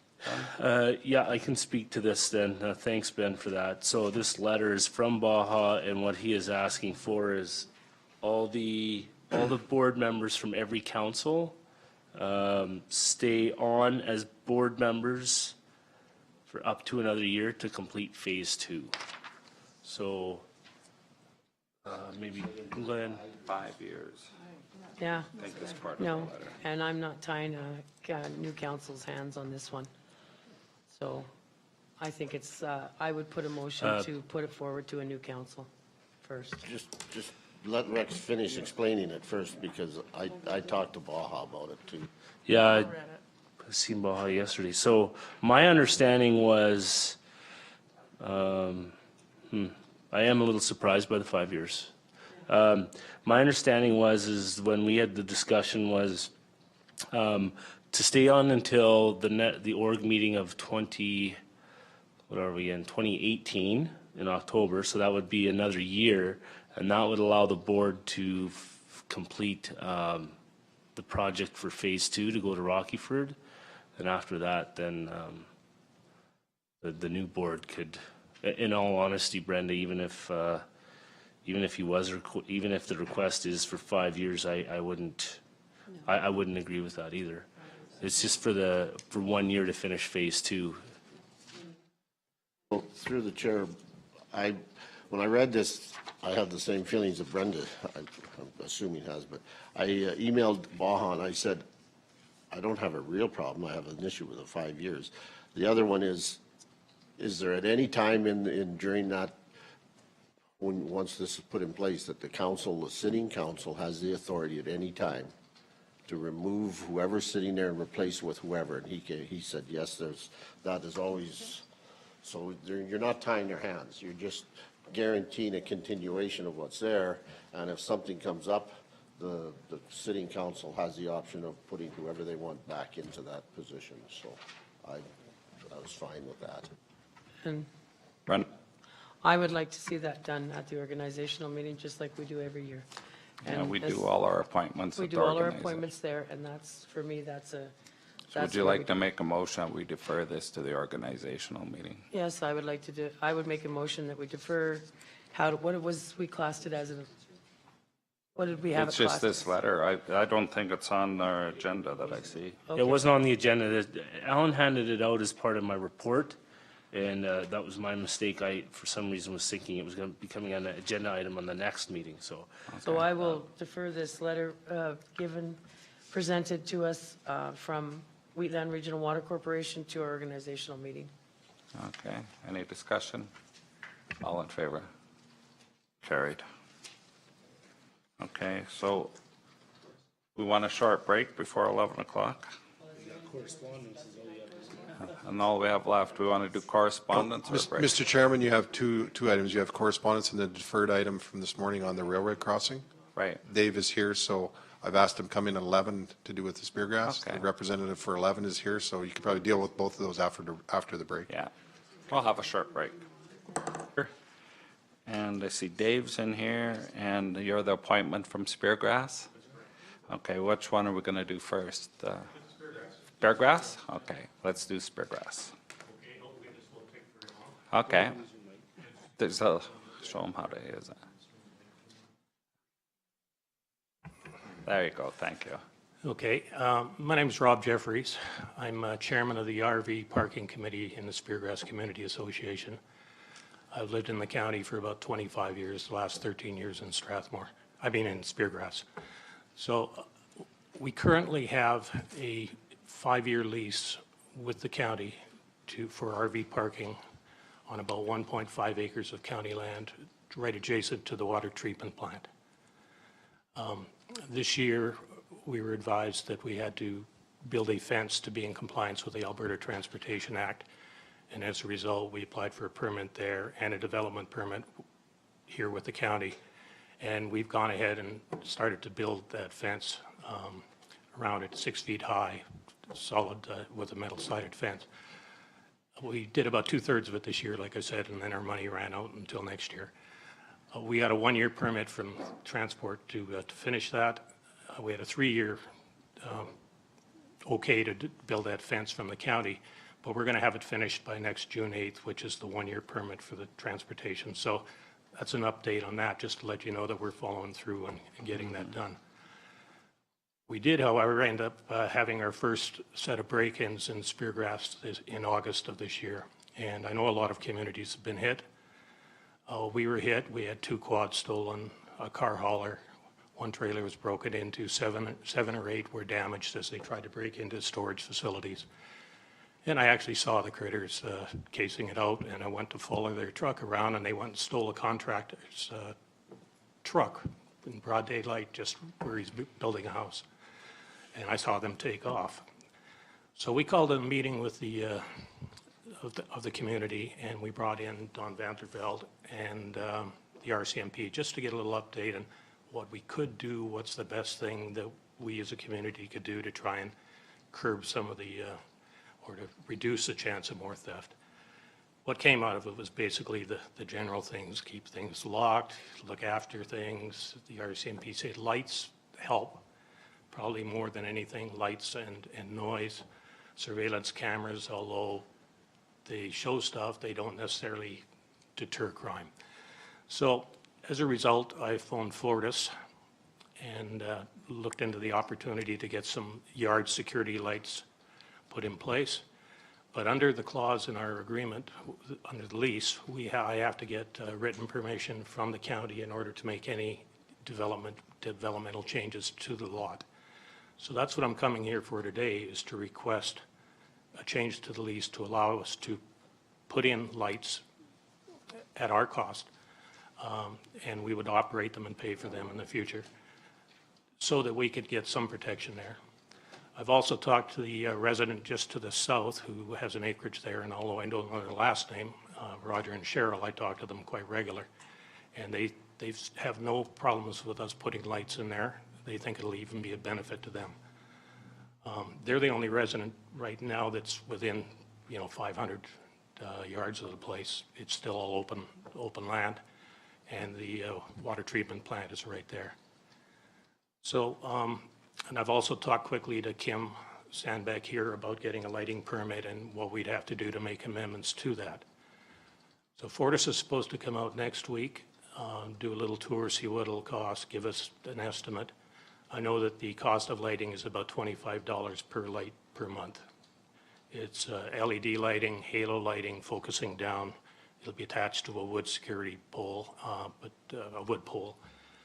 And basically that's it. There was power there because there was originally the old maintenance yard for the speargrass was there, and there was a house there just 2 years ago that got removed when you did a land swap with speargrass. So, do you have any questions that I can help you with? Okay, Dave, you have? Yeah, I have one question, Rob. Have you considered motion sensors for the lights? Yeah, that's one of the things we did look at, but of course there's nobody there except for the one acreage holder. And we've looked at the solar type that we could put up there, but we just didn't think we'd get the same coverage with it that we could with the electric lights that are kind of yard lights that are standard throughout most of the farms. And it'll allow more constant light so people can see what's going on. We also have a small, hunter tracker type motion camera there that is focused on the gate. So we can see people coming and going through one of our members.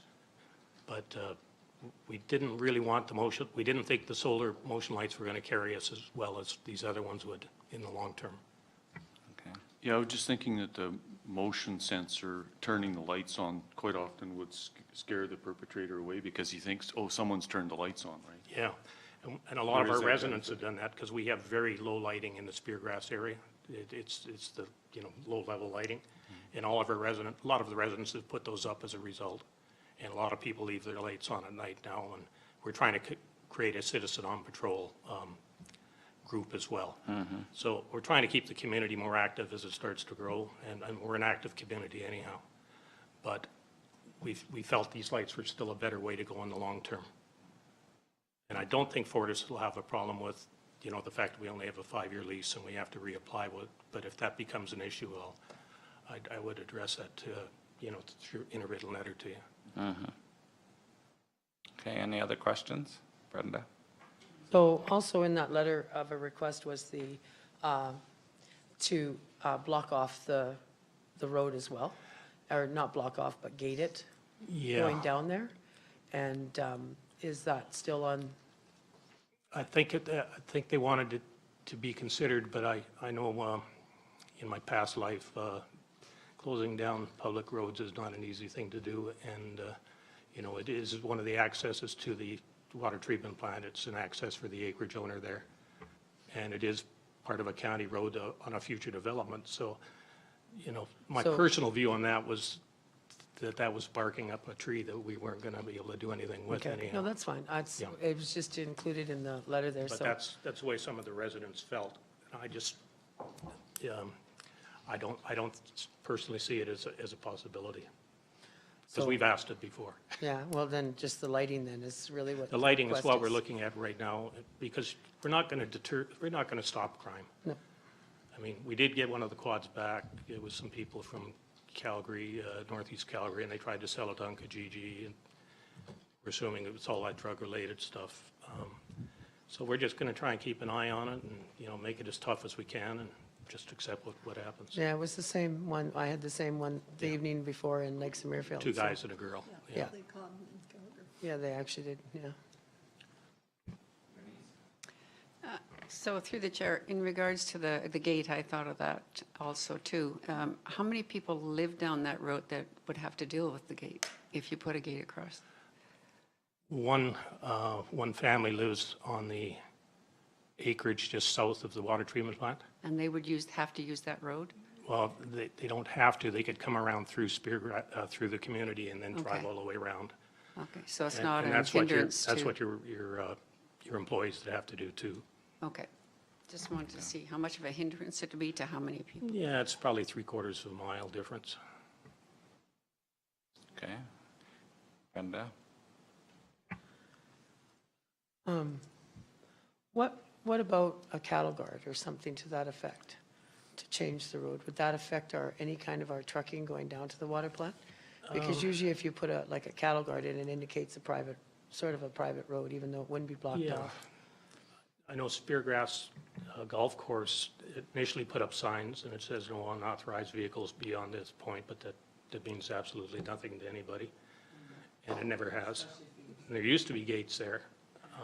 We've looked at the possibility of doing a gated community, but most gated communities get robbed even more than the ungated ones, at least from my experience down south. So I think at this point, we thought we'd do a phase step approach to see how we could try and reduce stuff. And we're about as far out, you know, we're farther from Calgary in a lot of ways, and a long ways away from the RCMP, being on the south part of the county here. So this is our first real incident that we've had that was significant.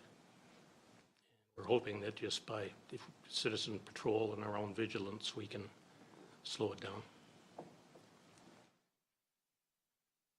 Any other questions?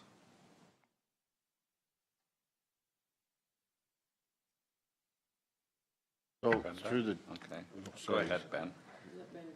through the chair then, your request is what's in this letter, and as Brenda had said, that there's a request in there to lock the gate, so you're saying that was kind of an add-on? Do you want that left in here, or do you want, because if we accept the request as presented, it includes that locked gate, but if we can't lock it, Yeah. we can't lock it, it says. I guess I'm pre-assuming that you're going to say no to that because of all the opportunities, all the other things that are involved. So I personally would just like to apply for the lighting at this point. And Okay, reduce, take then- the other one out. Then I'll put a motion on the floor to accept the recommendation, or send the recommendation to staff, and anything that we can, how would you word that, if it's not possible, it's not possible, but to facilitate everything except the number 4. Okay, so Mr. Chairman, that would mean that the county would pay the annual or the monthly rental on the lights as well. And we don't, staff doesn't have a problem with that. As Rob said, that they would get the installation done, but the ongoing maintenance, the paying the utility, because it would be part of the Fortis system. We pay a monthly fee for those. Okay? I know. And I have no problem with that. So that's what my understanding is, you're good with that? Yep. You asked for about trail cameras, I have no problem with that, but we probably do want to put some signage up saying this area is monitored, because we have to do that by law, right? So, so he's got it done already, so he's got it covered, so Okay. we're supportive of what he's asking for that, so. Okay. said you had done already. Oh, we put up signs that said this area is the entrance to. Okay. Any other questions?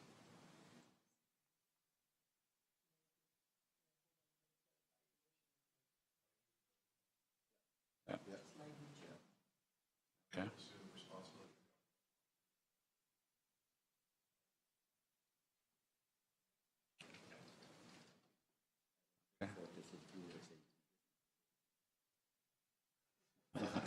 That's why I wanted to know.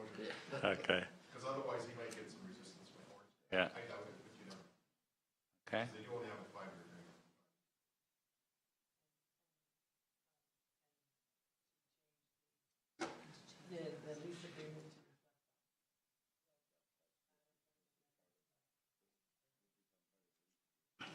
It's automatically a part. Doesn't work, just make sure the fence is good and buy it.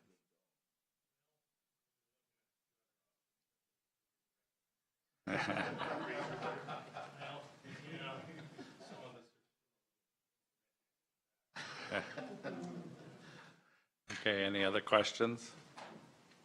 All in favor? Carried. Thank you for coming in, find you, and for your commitment to the community. Thank you.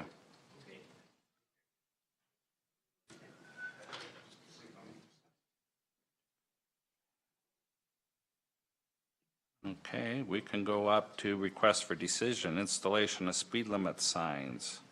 Range Road 261 at the CN Railway crossing. Yeah, I believe that'd be 2.2E. Page 19. Okay, any questions?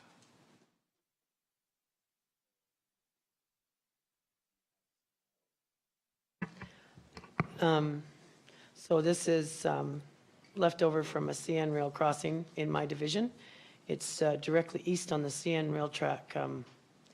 It's 3 miles east of Lyelta, the road going into Lyelta.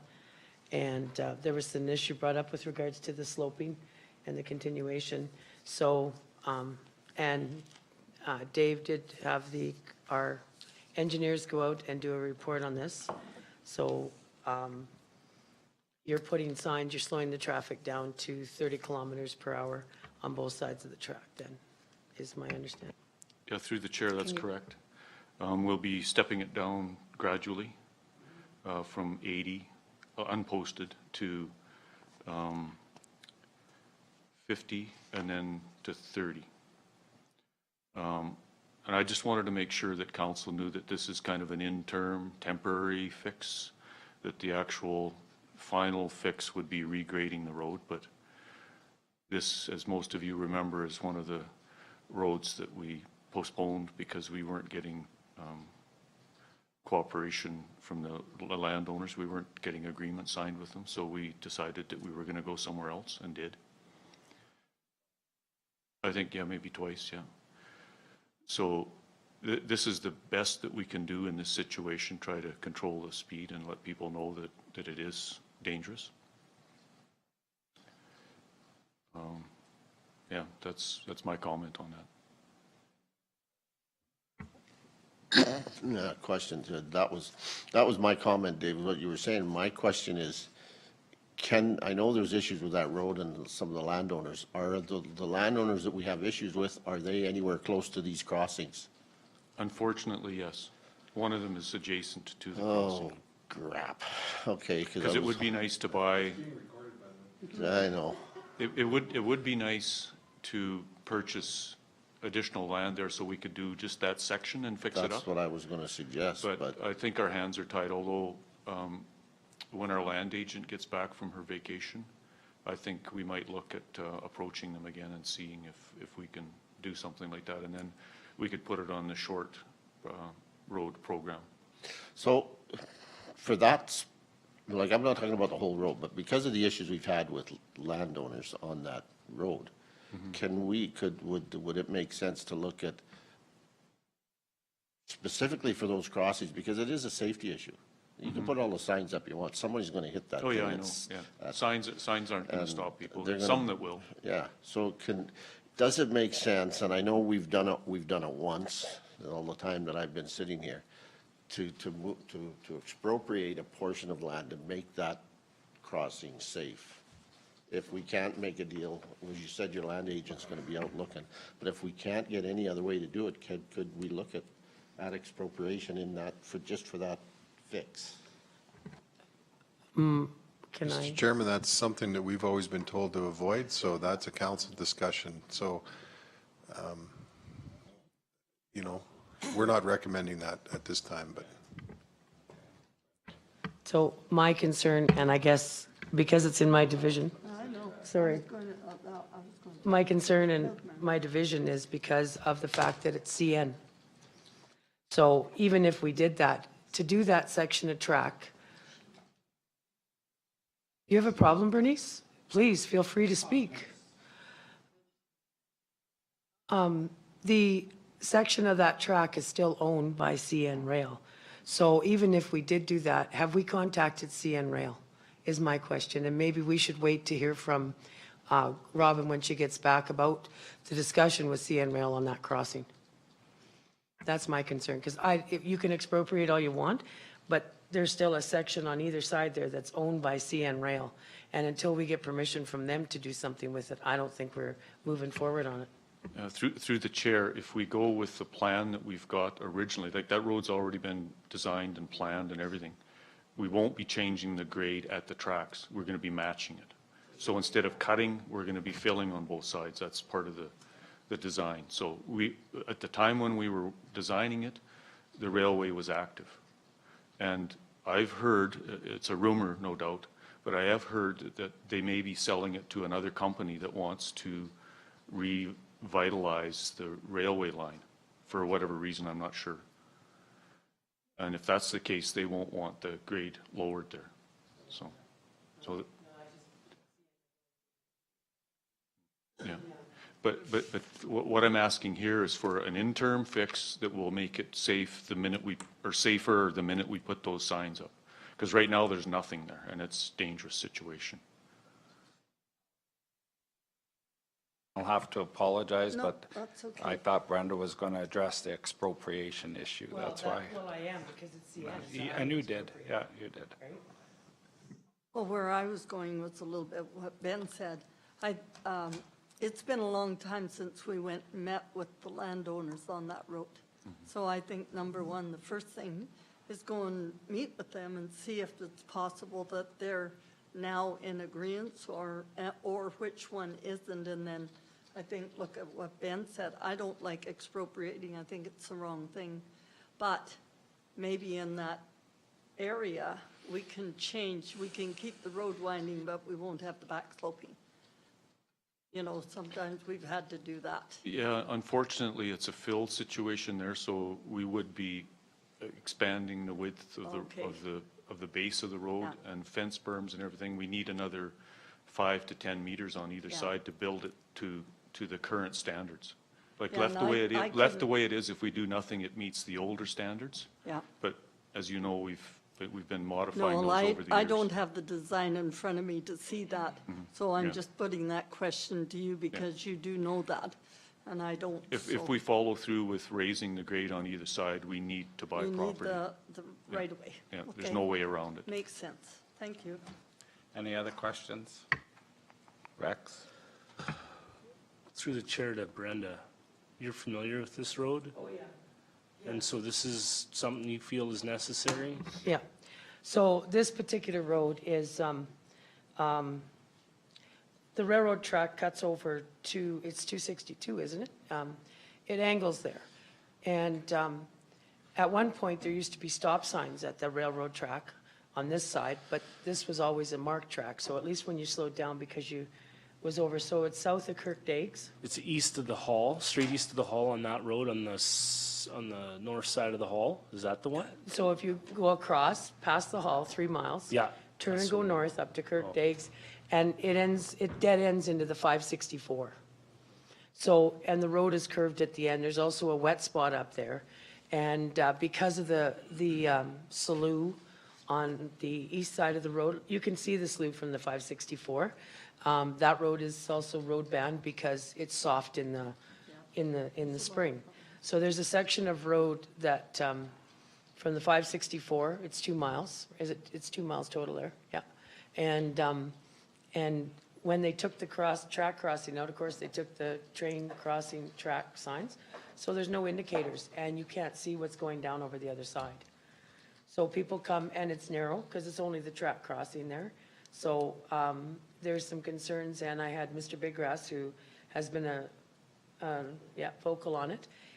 He was at the site one crossing, and he could see a vehicle coming. So he actually stopped before he got up there and waited for that other vehicle to come over.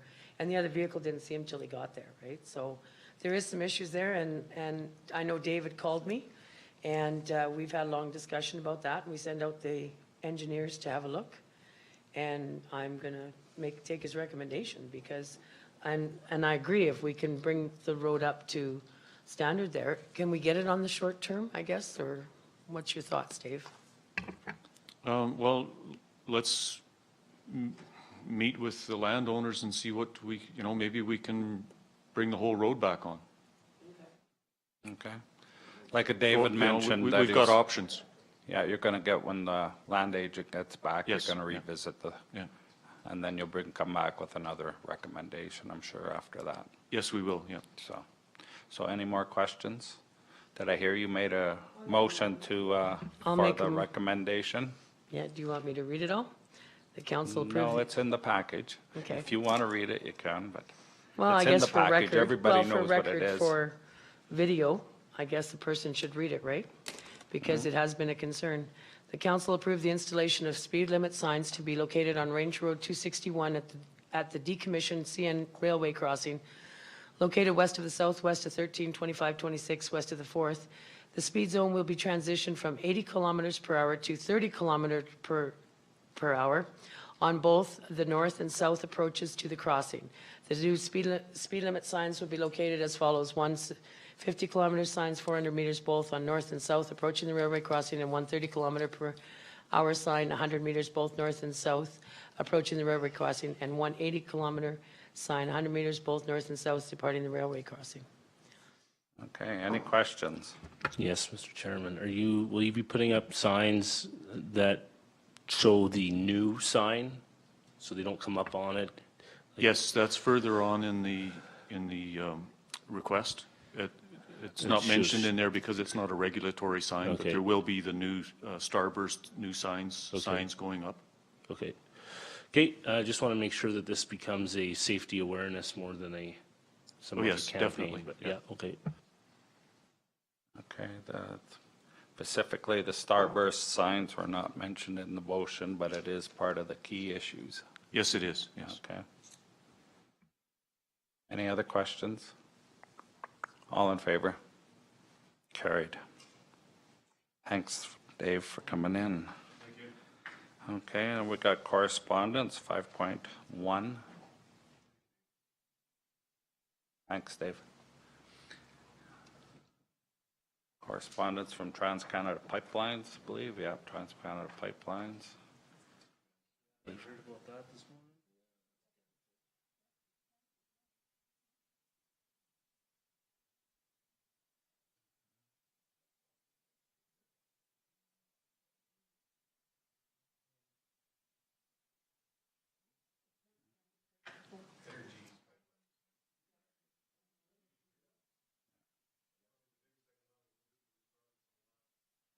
Yeah.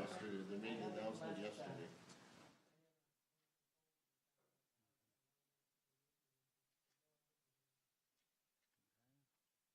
Letter from Strathmore, celebration of lights.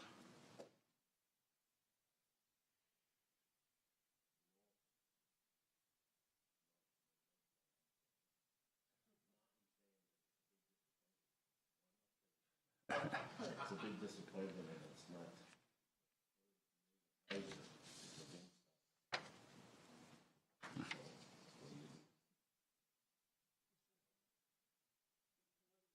Okay.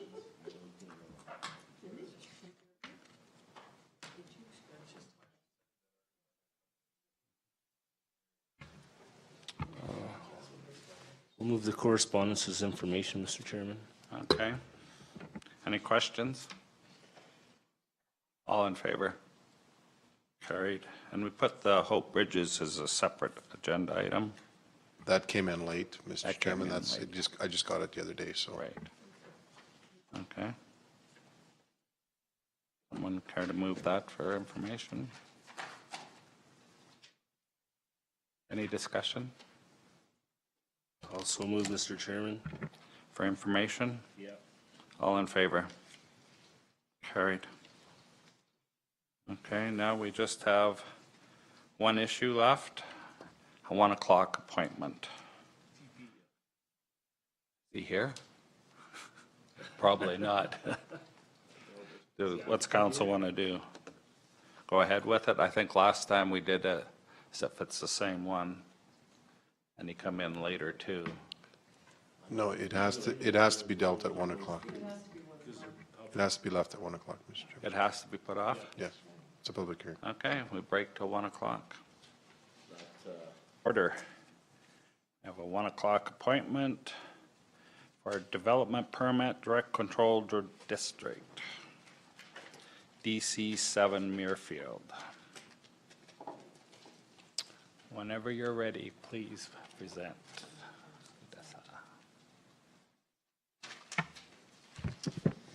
All right, good afternoon. So this is file number DP 2017-116. Proposals for a dwelling single detached.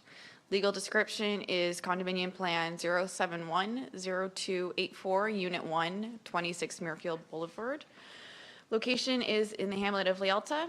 Parcel size is 915.27 square meters or 9,851.89 square feet. And the zoning is direct control DC 7 district for Lakes of Muirfield.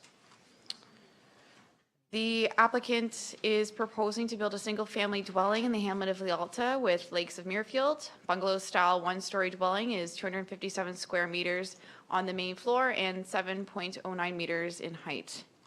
Property is located within Cell 1, Residential Type 1 of the Direct Control District. Council is responsible for the issuance of development permits for all discretionary uses listed within each development cell as per the DC Control District. Land use bylaw requirements. The application meets all the applicable provisions of the land use bylaw. A dwelling single detached is deemed a discretionary use in Cell 1 land use regulations for residential type 1 in the DC 7 district for Lakes of Muirfield. Through circulation, no agency circulation was required. Through internal transportation and infrastructure, commented that there are still very high sanitary sewer service costs associated with this. And fire and emergency wanted to ensure that sprinklers were required for the new home. Through neighbor circulation, no letters of support or objection were received at the time the report was prepared. Council has 3 options. 1 is to approve the application. Option 2 is to refuse the application with reasons given. And option 3 is provide an alternative recommendation of council's choosing. Recommendation is option 1 with the following conditions. This development permit is issued for a new residence defined as a dwelling single detached. No variances have been granted. Development shall proceed according to direct control DC 7 district requirements and all applicable provisions of the Wheatland County Land Use Bylaw. No permanent development shall occur on or over any utility right-of-way or easement. Just for visual, the location plan of the proposed dwelling is just on the corner here. It's the last one along the strip. The site plan here shows the garage, the main dwelling, and the distance and setbacks from the road. And it's approved as well, the site plan. And then I went and visited the site and took some pictures looking northwest on the parcel and looking northeast. At the moment it's just overgrown and vacant. Thank you very much. Thank you. Any questions? Council's wishes. So I will move DP 2017-116 for approval with the conditions noted. Okay, any questions? Ben? Just out of curiosity, I haven't asked it for a while. Where are they at with this, with that wastewater proposal for that whole system out there? Have we heard anything for? Through the chair. Our planners will be bringing an update to council in November, and that's all I have right now. Okay. Okay. Any other questions?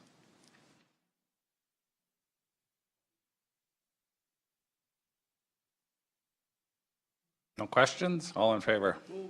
Oh, Did you make the motion? yes, she did. Oh, so I didn't hear you, okay. Yeah. All in favor? Yeah, Carried. I thought you were voting on nothing. You know what thought got? I heard Ben asked the question, but I didn't catch Brenda make the Okay. motion. All right, I believe the agenda has been completed. I waited for the motion. Well, we'll let Bernice do it today.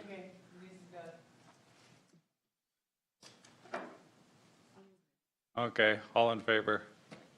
Carried. See you next week, Tuesday. Thanks for the warning. Be careful on the weekend. Yeah.